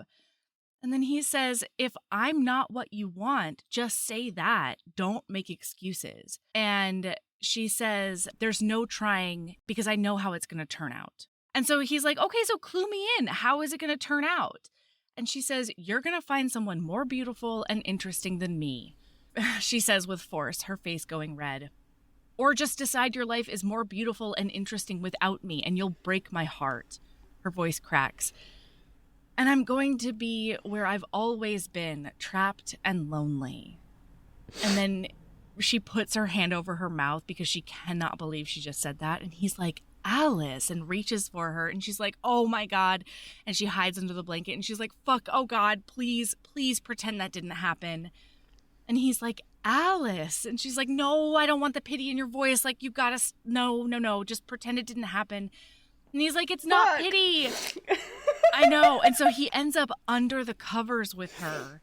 She goes, I don't want a pep talk. I don't want a lecture about how I should value myself more. And he goes, okay, I answer, swallowing back that exact thing. But damn, I wish you could see it. No lectures. And she just says, this is a lot. And he says, I know. We don't have to talk about it right now. She's like, can we just enjoy this? Like, have a good day and a good night tonight? And he says, I can't believe I'd ever look forward to a night at Hathaway House, but you have me quite bewitched. Ah! And so then she's like, touch me, Dominic. I really, like, I want you. I'm ready for this. And he's about to go down on her. He does some nipple tweaking. And it's hot. It's hot. It is hot. He's about to go down on her, and then knock, knock, knock, they have an appointment. She has a long-standing appointment with a fucking archivist at the genealogy center or something. Fine. Incredible. This genealogist, Neo, is the best shit since sliced bread. Hell yeah. I loved how casually you do not know this character's gender. Mm-mm. They, them pronouns. Yeah. There's no physical description that is made in any sort of way. They are just who they are. Yep. They're just Neo. Yep. And I fucking loved it. It was executed perfectly. Yeah. And it wasn't a big, like, I don't think that unless you were somebody who really who clocks stuff like that, I don't think you would have registered it even. It would have just been Neo. Yeah, absolutely. Yeah. And because God, they're so cool. They're like, this is what archivists of our generation look like, though. They had tattoos and pink hair and piercings. They look like they came from a rock club. They're fresh out of grad school. Big old fucking history nerd, because they are so fucking excited about this entire thing. They cannot help her. Like, they cannot wait to help her research. They're like, how do we get you into this thing? So TLDR, she figures out that she is, in fact, the great-great-granddaughter. So, before this, they're here because Lily, we mentioned this in passing earlier. Mm-hmm. Lily is the older daughter who was ready to get the fuck out of Dodge.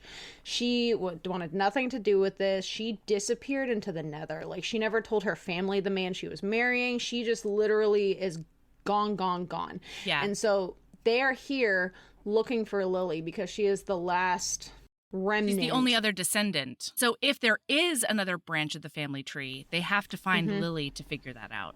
Yes. So yeah, after they do a bunch of research, they figure out Lily's daughter. They look at her name and they're like, okay, well, all we have to do is then look up this person. And she's like, you don't have to. I know her. That's my grandmother. When I tell you, I gasped. I know. I did not see this coming. Me neither, and I feel a little dumb about it because this was not a Sherlock Holmes moment for us. We were not Sherlock Holmeses in this moment. Oh my God. I cannot possibly express to you the warmth that I felt in this moment. That too. Like a flush. Not chills, a flush. Yeah, is a better way to put it. And, oh my gosh. And so she's coming to terms with this now. By the way, Dominic has started writing his story on the house. Yeah. And he's realizing that this story is no longer about debunking haunted houses, but it's just starting to kind of take shape. And he can't see what it looks like yet, but what he does know is Alice is at its center. Oh my God. And so they are going back to the house, and now Alice is looking up at this portrait of Ruby in a completely different And she thinks to herself, context. When I first saw this, I thought of my grandmother, but I just brushed it off because, I thought it was because I heard stories about this place from her. And so he's standing there and he's like, you have her nose and cheekbones. And she's like, oh my God, I absolutely do. And then she's like, Dominic, do you think I'm making up this connection that I feel to this place? And he can see in her eyes that she wants him to be like, yes, you nutter butter. It's nothing. You can just brush it off. But he says, you're not making it up, Alice. He says, it's part of your spirit. And that.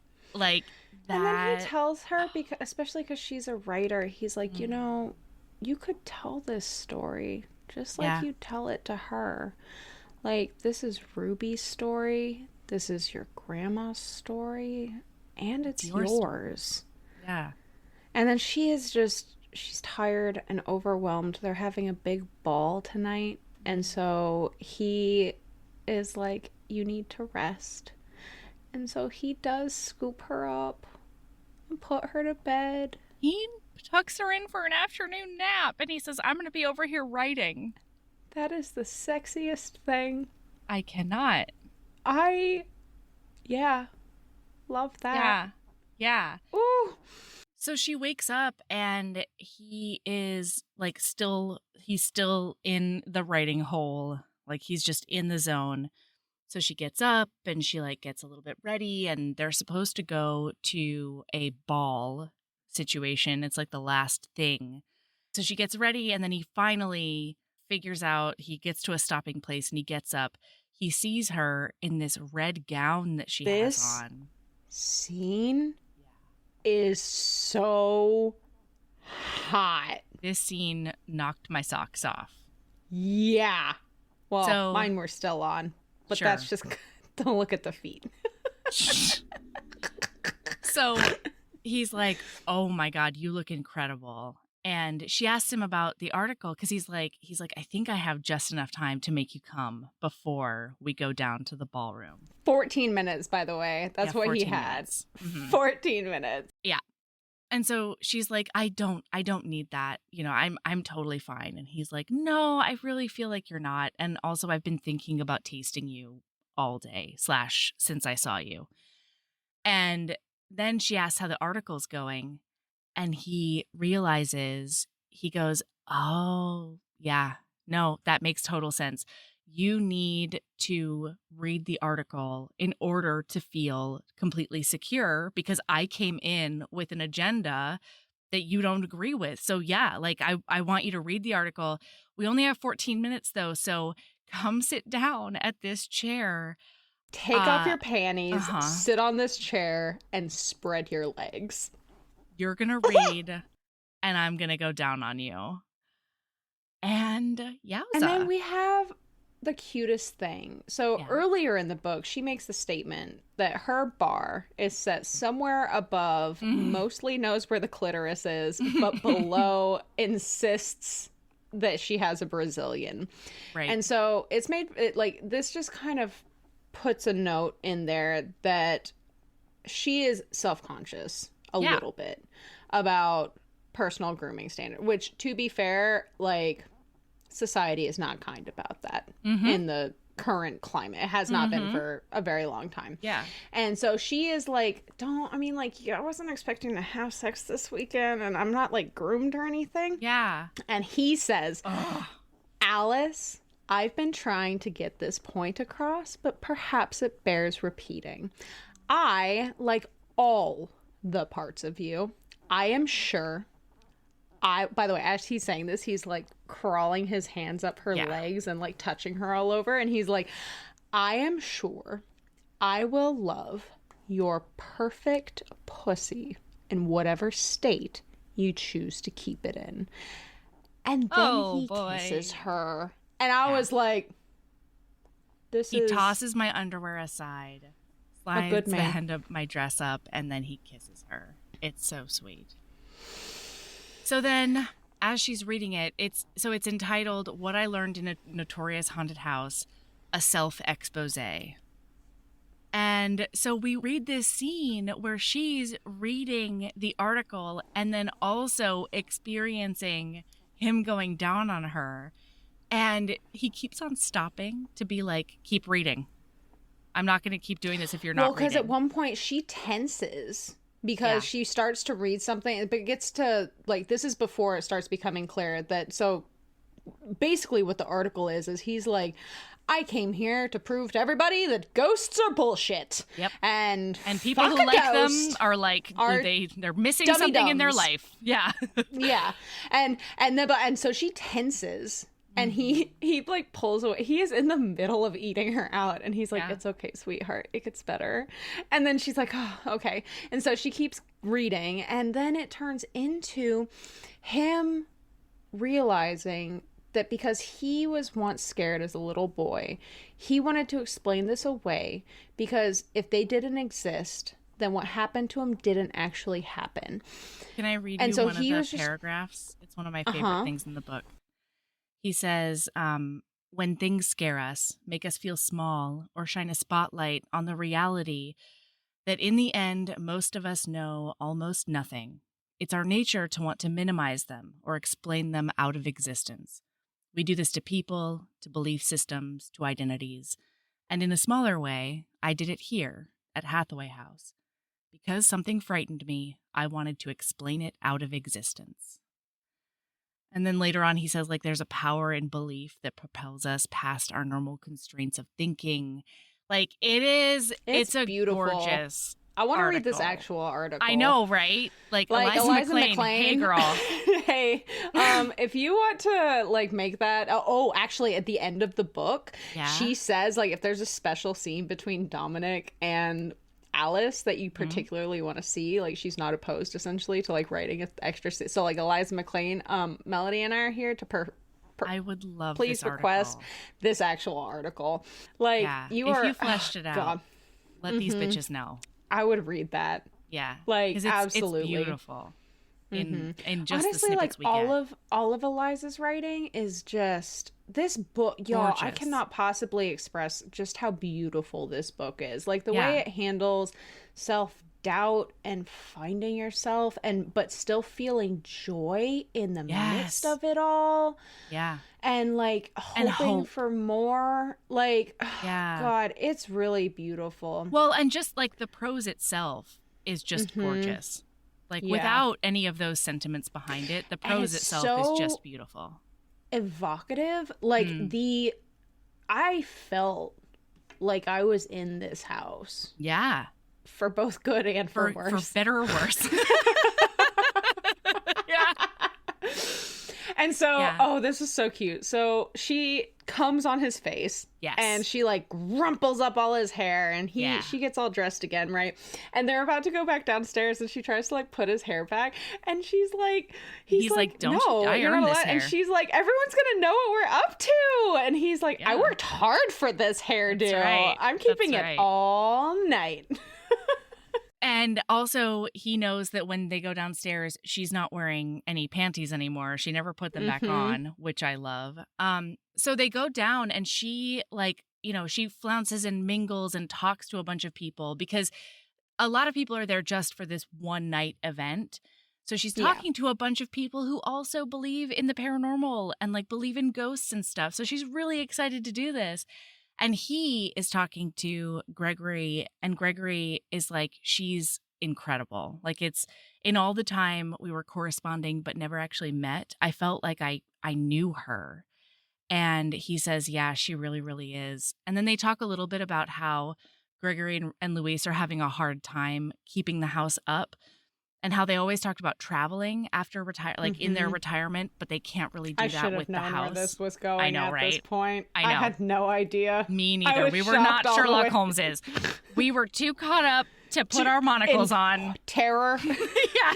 I was too full of adrenaline. That's sitting peacefully in my home to fucking catch any knitting of the at nuance. the same time. Yeah. And so then after she's done, like, you know, going around, she comes up to him and she's like, oh, you know, I'm so glad that you're still here. And he's like, I feel like you've been ignoring me all night. And she's like, well, I kind of have been, because I knew that as soon as I gave you any attention, I wouldn't be able to peel myself away. Cute and flirty. They really are so cute. Well, and so then the music turns up. They have an actual string quartet, and so they go dance. And then so we didn't tell this part. So one of the stories that Gregory has from his grandmother Annabelle is that when she was a little girl, she was woken up to music. And so she followed the music. Fearless little girl. Fearless. She followed the music down to the ballroom, imagining the balls that her mother must have had, and hearing them, and she opens the door and there's nobody there, and she walks in, the music is still going, and she's standing in the middle of this ballroom when the windows all fly open and these leaves come in from the outside and like twirl around her and like dance with her in the ballroom. And then now the parallel is that Dominic and Alice and Gregory and Lewis, and they're all dancing, and then the wind, quote unquote, Ruby opens the doors and brings in all of the breeze and the leaves, and they're swirling around everybody. And this is when Alice is talking to Dominic, and she says, the fire on the first night and everything in the dining room, maybe she wasn't trying to hurt anyone. Oh, no. So Dominic says this. He's like, he's starting to think like the fire, like nobody ever got hurt. No. And like, he even said that with the very first fire. Like, it just seems like there's somebody, if it was a pace, it's deliberate. And like, that was my first thought when that scene happened was, this fire is just introducing itself to each other. Exactly. This fire is going up to each person And like that's the vehicle of her death. Of course that's how she's going to be able to like most directly present herself. Manifest and so herself. Alice says, I think she's lonely. I think that when people are here, Ruby is just trying to be seen, to participate, to dull some of her loneliness. And then he says, Alice, sweetheart, you've been lonely too. Because he sees her. Can I tell you, this was when these leaves started swirling around them was another moment where I totally teared up. And one of the biggest reasons is because it resurfaced a memory for me. Really? Yeah. So my Nana lived in a suburb outside of Honolulu, and it was called Kahala. And she had this fucking ancient ficus tree in her backyard. It would take 3 people to like go around it holding hands. The trunk was so huge. And on it was this swing that I spent most of my childhood on. It had like, but it was such a big tree that like the ropes itself, they were like old timey sailing ropes, like fibrous, and they were like 25 feet long because the tree was so big. And so I spent so much of my childhood on this swing. And the night that we said goodbye to her and turned off the, machines that were keeping her alive, we came home. Like, we all said goodbye as a family. We knew it was coming. It was the worst. But we were together, So I went home and back to her house. It was nighttime. It was dark. Only like a couple of streetlights were on. And I just went by myself out into the yard and sat on the swing that she had either pushed me on, or there was an open lanai in the middle of her house that looked out onto the swing. And so anytime I was on the swing, she was on the patio, the lanai like smoking and watching golf or whatever, but like this was something that we shared. So I go out and I'm sitting on the swing, and all of a sudden this huge gust of wind came like down through the top of the tree and circled around me, and there was just like this whirlwind of leaves in all around me, and it was insane. And I just felt like she was saying goodbye, Yeah. So anyway, I had forgotten about that wonderful moment in my childhood, and this book brought that back for me. That's so beautiful. Yeah, it was nuts. I didn't even I don't know. I almost didn't tell my mom about it because I didn't know that anybody would believe me, Yeah. It was such a cool, weird, wonderful moment. Anyway, so they dance and dance and dance, and then they finally allow themselves to run upstairs. And earlier, he had been like, "Oh, you bad girl, I'm going to have to tie you down." And so earlier this night, she was like, "Hey, what you said about tying me up, did you mean that? Is that something you would like?" And he says, "Is that something you would like?" And she's like, "I really would. I really, really super would." So they run upstairs. She's about to open the door, but he spins her around and pushes her against the door. And he says, "We're going to have a chat before we go in there." He says, "Do you really want me to be in charge in there?" And she's like, "Yes." And because he says, I need to hear your words. You're going to talk out loud to me about this. He says, "You want me to be bossy?" And she's like, "Yes." Yes. And then, you want me to bind these pretty little wrists above your head so you're all laid out for my pleasure? And she's like, yes. And he says, wrong. It's your pleasure I'm after, Alice. And she goes, "Oh, okay." And then it says, he releases my wrists and he says, "Butterfly." And she says, "What?" "Butterfly. That's what you will say if you want anything to stop, anything at all. Promise me." And then after she promises, they kiss. And then she's like, "Dominic, tonight will we He looks at me, lips wet. Do you want me to make love to you? I nod, breathing hard. I'd sort of hoped you would fuck me, I admit. Oh, sweetheart. He gives me that grin. The stalking vampire from the library, the one who seemed to know all my secrets after a single kiss. I can do both. Oh, my God. And Sir. so he does. He's straight up like king of the castle. Oh my fucking God. Sits down. Well, so firstly, he's like, who's in charge here? Oh, And he tells her to get undressed. No, because and she's like, and she's a brat about it. Yeah, and then he's like, who's in charge here? Yeah. And she's like, you are. And he's like, and what do I want? Oh, and this is another thing, is when he was telling her, she's like, well, why would I take off my dress for you? He's like, so I can see your perfect body. And she's like, my body's not and he's like, no. And that's when he says, who's in charge here? You are. What do I want? And she's like, for me to take off my dress. And he's like, why? And she's like, so you can see my body? He's like, try again. And she's like, so you can see my perfect body. And he says, better. And then this motherfucker spins, takes his seat, waves his hand in a get on it with it motion. Oh my God. And then just splays there like king of the fucking castle. And like, he's not naked. Wrong. He's like palming his crotch, and she's like slowly like shimmying it down her waist. And reminder, listener, she has no panties on. Yeah. And so all she's wearing is a bra, and he's like, now the bra. She's like, okay.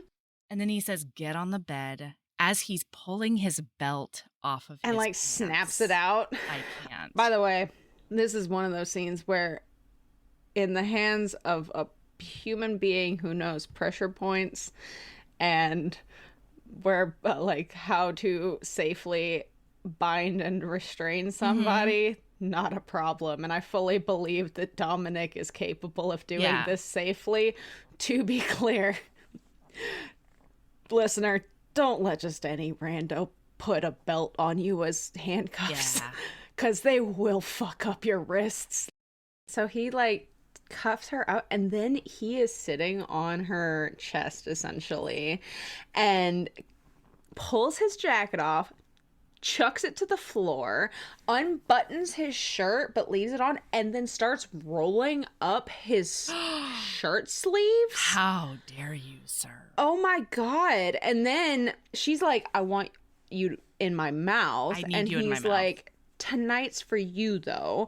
And she's like, I thought you wanted to please me. And then he fucking runs a thumb along her lower lip and tugs her mouth open and says, and it'll please you if I fuck this pretty little mouth. I mean. And then he pulls his cock out while leaving his pants in place. Yeah. He literally basically unzips and slips it through. This man is almost fully dressed.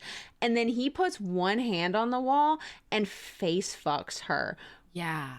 She tries to lift up her head, and he's like, who is in charge? She's like, oh my God, you are. Please keep going.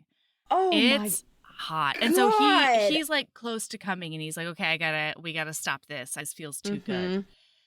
And so then he fingers her. What? Wait. Oh my God. This is like one of my most favorite things in the entire world. Tell me. So he touches her and she's super wet, right? And then he puts his leg in between hers and like leans down to her. And he's like, you are so wet. This suit will never be the same. And she says, sorry, and slows her movement. And he says, you can apologize for taking too long to take off your dress. You can apologize for taking my cock so perfectly that I'll have trouble thinking about anything else for the next month. But you will never apologize for feeling good with me, for wanting me. Oh, understood? Understood. Sir! Listen! Okay? Wowza! So then he gets up and he starts fingering her. And oh no, before he does that, she says, I want you. I want this. Oh my God. And Oh, God. she goes, I don't know how, but I want it. And then the next chapter opens from Dominic's perspective. Y'all, Grandma is in the house and it's not okay. The windows just burst open again. Grandma's here and it's not okay. No. And so then there's like a snow flurry that comes in and there's a bunch The of... snow is perfectly landing places as if showing him where to pay attention. Mm-hmm. There's a snowflake on a nipple, so he goes to the nipple. And then there's a snowflake here, so he touches here. And I was like, great Grandma Ruby. This is deeply inappropriate, but also I'm not mad about it. It is super inappropriate. No, you know what? She wingmans hard is what Ruby does. Inappropriately hard, and I loved every second of it. I loved it. And then it's really cute because as they're going, he's got 2 fingers in her. He's going really slow, and he's like, I'm gonna fuck you with my fingers slowly and methodically, and you're gonna love it. And she's like, oh my God, I really think I am. And he's like, you don't set the pace here. No. No, I do. Dominic! Yeah, I'm gonna fuck you nice and slow with my fingers for as long as I want. Do you understand, sweetheart? You don't set the pace here. Ugh. So then... the wind dies. Yeah, the storm dies down. And then she says, we're alone. Just you and me. And he says, just you and me. Say it again, Alice. And he's like, say you want this. She's like, want this, want you, please, please. Oh, and then he starts like... praise talking her, and he's like, you are so many people at once, Alice. Shy and smart and funny and so fucking sexy. But right now, as you come for me, you're all mine. I mean, swoon-tastic. Like, and then she does come yeah, from fingering. I mean, of course she does. How is she not gonna? She is a mere mortal. Yeah, and then he checks in again, because God bless this man. So he goes and grabs a condom out of his bag and unties her because she wants to be able to touch him. And so he comes up and already has the condom on, and he's like, you good, sweetheart? This is still what you want? Yeah. Like this, this is a good example of how so good. Continuous consent is so sexy. And then she answers by wrapping one leg around my waist and pulling me into her. I have to close my eyes and take a breath. The hot bliss of being inside Alice is everything. I want to take care of her, go slow, show her how much she means to me, but I also want to pull her hair and fuck the hell out of her. She deserves both. She deserves all of it. Melody, I swear to God, you and I highlighted every single of the same fucking quotes in this book. So then, my God, he goes to Pound Town, man. So she has one leg around him. He takes her other leg and still like standing. puts it up over his shoulder and like lifts her hip, and he's just like going into all her. That leverage. Oh, awesome. But then they're both getting close, and he's like, we're not close enough. And so he they untangle a little bit, and then he leans forward so that he can kiss her, and then they come together. And then after they come, they roll over and they're holding each other, and it's described as a peaceful, quiet cohabitation filled with the comfort of being in the same room with just the right person. But before that, real quick, and this... What did I miss? This makes me want to narrate this so badly. Uh-huh. I want to narrate this book so You mean we badly. haven't already dual narrated this entire fucking book this episode? Eliza McLane, cast me as your narrator. I will do such a good job. She will. This is her audition, to be clear. She's like a little bit giggling, and she says, that was like bonkers, holy shit, wow sex. Yeah. And I was like, I've never heard a more Melody reaction in my fucking life.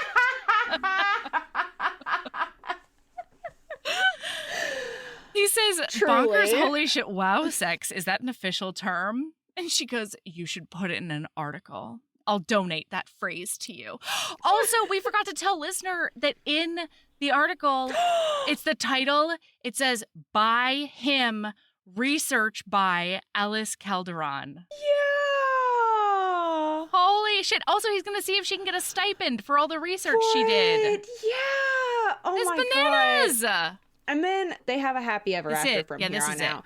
Because she says, I meant what I said, Dom, about wanting this with you, but I don't know how to make it work. And he's like, neither do I. And so they have now acknowledged that they both want to be together. Mm-hmm. And they're both to figure out how to make it work. Yeah. And then they say, famous last words, do you think Ruby will make another appearance tonight? Who knows? Who knows? She seems pretty quiet tonight. But I guess with Ruby, you never know what will happen. Listener, Ruby was not quiet for the rest of the night. They go to sleep and they wake to shattering windows. No, Ruby was a fucking hero, is what she was. Yeah, because she woke them up. Yeah, she saves them. The house is on fire, everyone. Mm-hmm. She, like, bangs a bunch of windows. So Dominic wakes up and he's like, smoke. I smell smoke, Alice. And Gregory's like running down the hallway like, fire! Fire! The lower level is on fire! Yeah, because she knocked over a lamp in their room to wake them up. Mm-hmm. Like, she wakes everybody in the house up so that they can get the fuck out. And there's only one stairway, and so they have to fucking go. So, which, like, I'm so sorry. I have to do a quick put pause. a second stairway. I don't care if that's a historical home. Fucking bing boom bong. If you're gonna recreate the house your wife died in, just, like, make one fucking adjustment and add some extra exits. What are you doing, Brendan? Even, you know what? I had Brendan and his freaking grief, whatever. Yeah. Gregory and Lewis in the year of our romance goddesses. Fair. 2000 and something. Mm-hmm. Add a fucking, I don't give a shit. Put a fireman's pole on the back of the house. Thank you. Add a goddamn staircase outside. Put one a of those slide. I don't give a shit. Yes. What are you doing? Oh, and this is, oh my God, y'all, this is another thing that we did not talk about at the very beginning of this book. When the fire is happening in the parlor, Gregory's like, one of them is like, well, where's the fire extinguisher? And the other's like, oh, we didn't get a new one. It's out. And they're like, why is your fire extinguisher out? And they're like, well, this happens all the time. Oh, my God. Boys, get your shit together. Like, but seriously, bing boom bong grief architecture with Melody and Sabrina. Put the extra fucking stairwell in. You have children. Like, anyway, fire escape. Yeah, like, cover that shit. I don't care. Cover that shit in beautiful vines. It won't even detract from the beauty of your fucking home. But guess what? It means that you and your daughters don't fucking die the same morbid, gruesome, terrible way that your wife did. Yeah, you think Ruby would be happy about that? Brendan? Okay? Oh my God. Anyway. Talk about lonely. Yeah. So they go downstairs and everyone's fucking getting the fuck out. Well, Dominic realizes that Alice is no longer right behind him. And when he turns around to look at her, she is staring mesmerized into the ballroom, which is grossly on fire. Like, this is the kind of fire that sucks you into hell. Yeah. Like, it's bad. And now we're in her point of view.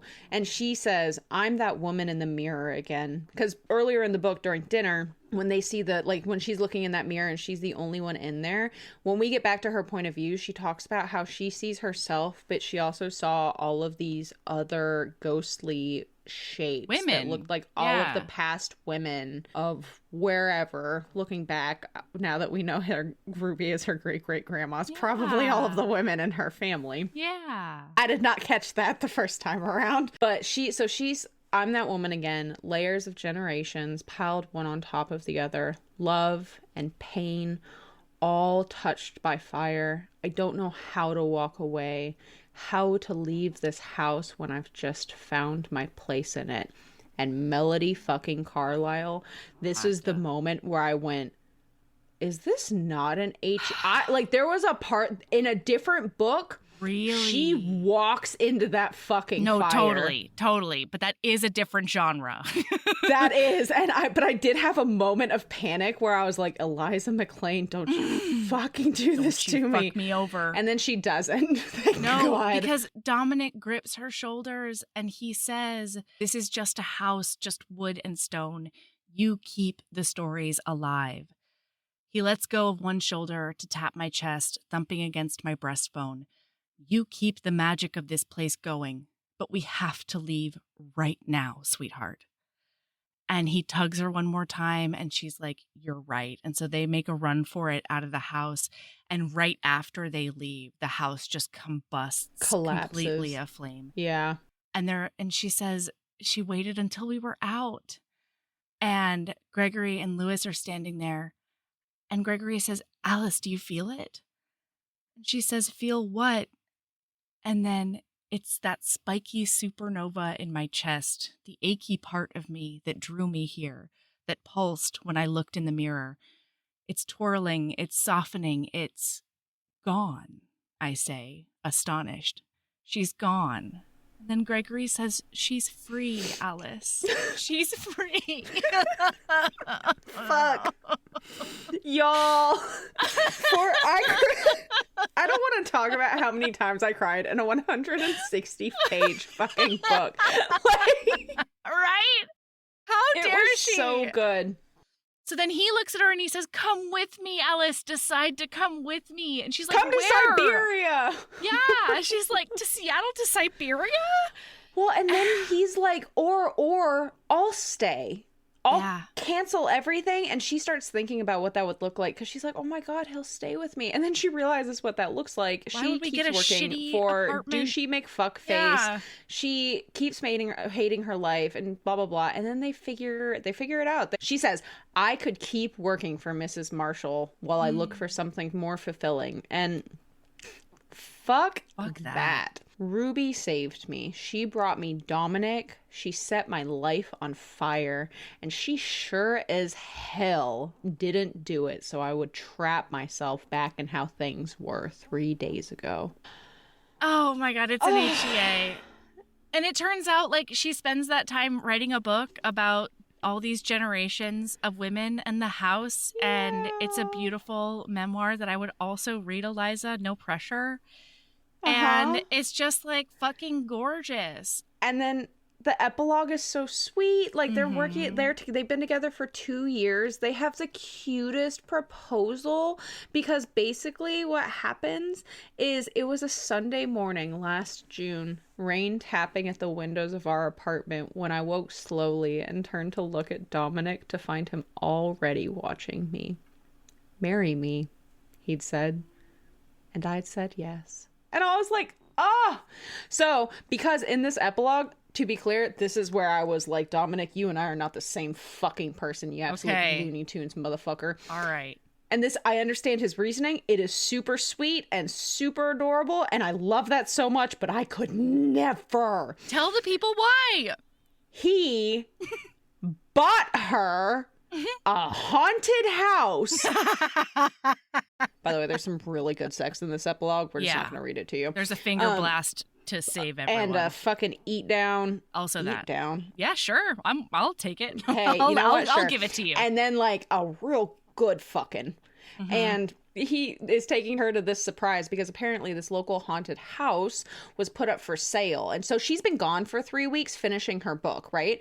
So he spontaneously puts an offer in on this house because he doesn't want it to get snatched up. And she's ecstatic, right? Yeah. And he's like, as long as you're there, I'm happy. I feel safe. You are my safety. I'm not going to lie. If you leave town, I will be sleeping in a hotel. And I was like, fair. Yep. Then, I'm so sorry, but this is the point where I would have called my realtor and been like, actually, I rescind the offer because while they are standing on the grass looking up at this house, they see a shadowy figure walk past an upstairs window, and that's what I would be. Out. There would be a Melody-shaped hole in the wall. In the Like, universe. They're not even inside. Like, I am going to a parallel fucking universe where I never met this bitch. I never went to the Hathaway house. I never tried to buy a haunted house.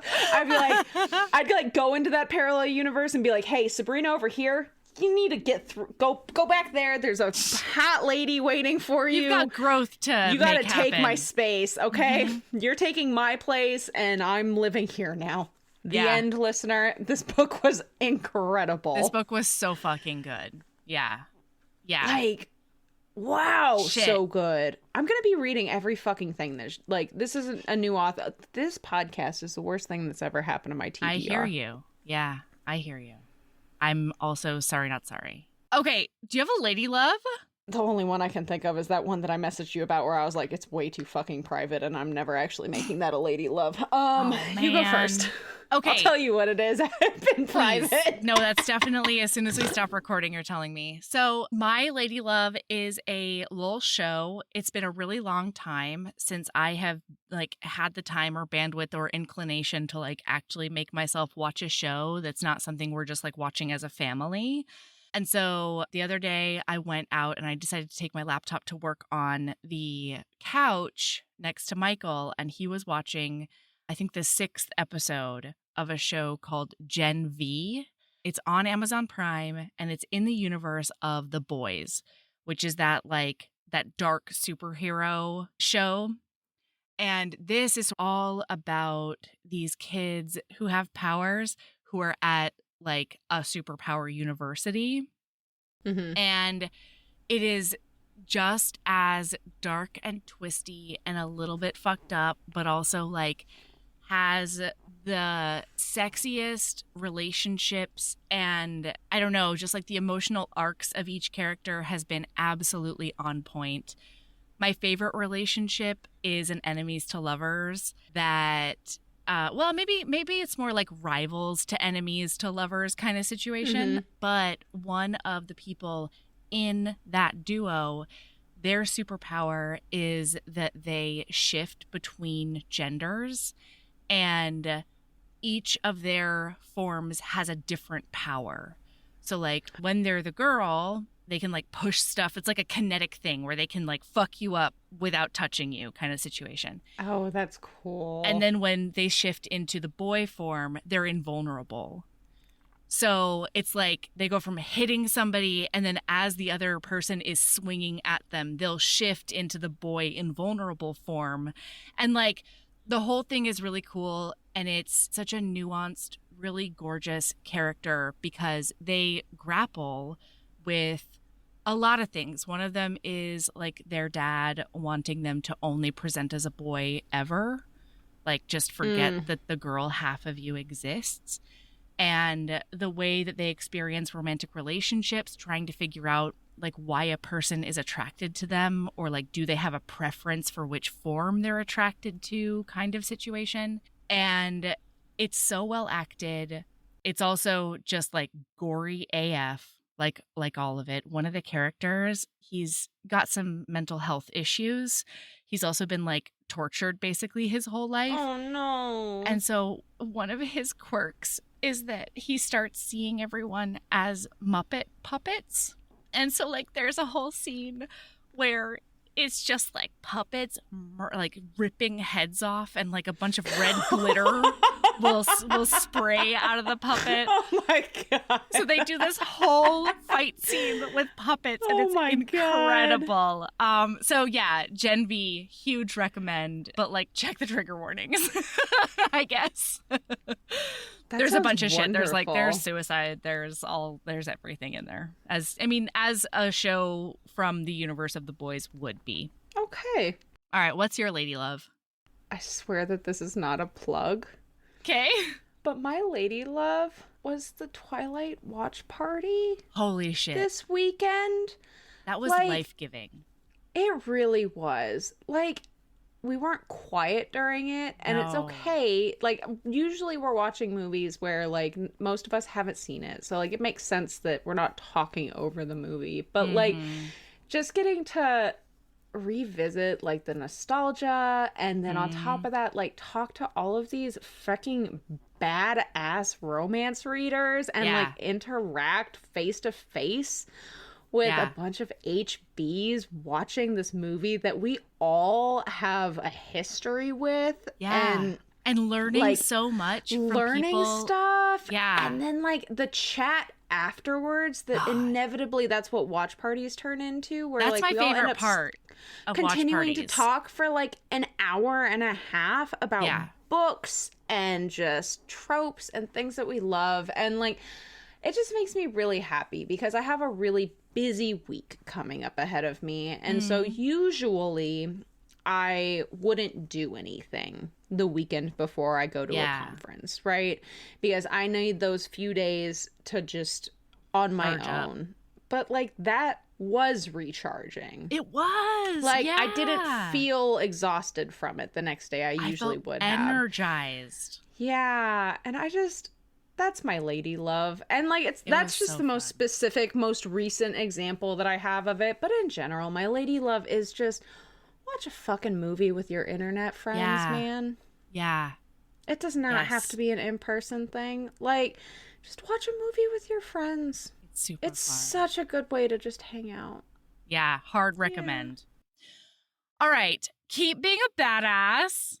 And love yourself as much as you love wingmanning ghostly grandmas. Oh, God. So inappropriate, Grandma Ruby. Yeah, that's so perfect. But I'm also very into it. Bye. Yeah, I had no problems with it. Bye.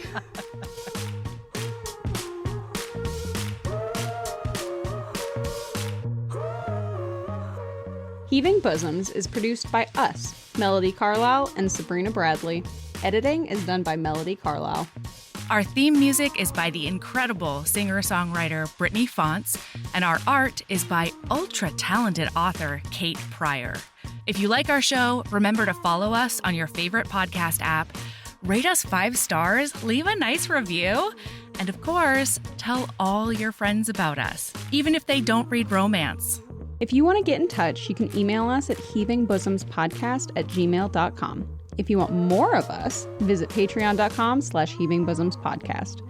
You can also find us on Instagram @heavingbosoms, on TikTok @heaving_bosoms, and in our Facebook group, the Heaving Bosoms Geriatric Friendship Cult.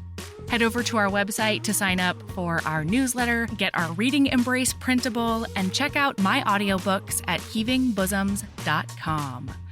All right, we'll be back next week with more swoons and snark. See you then.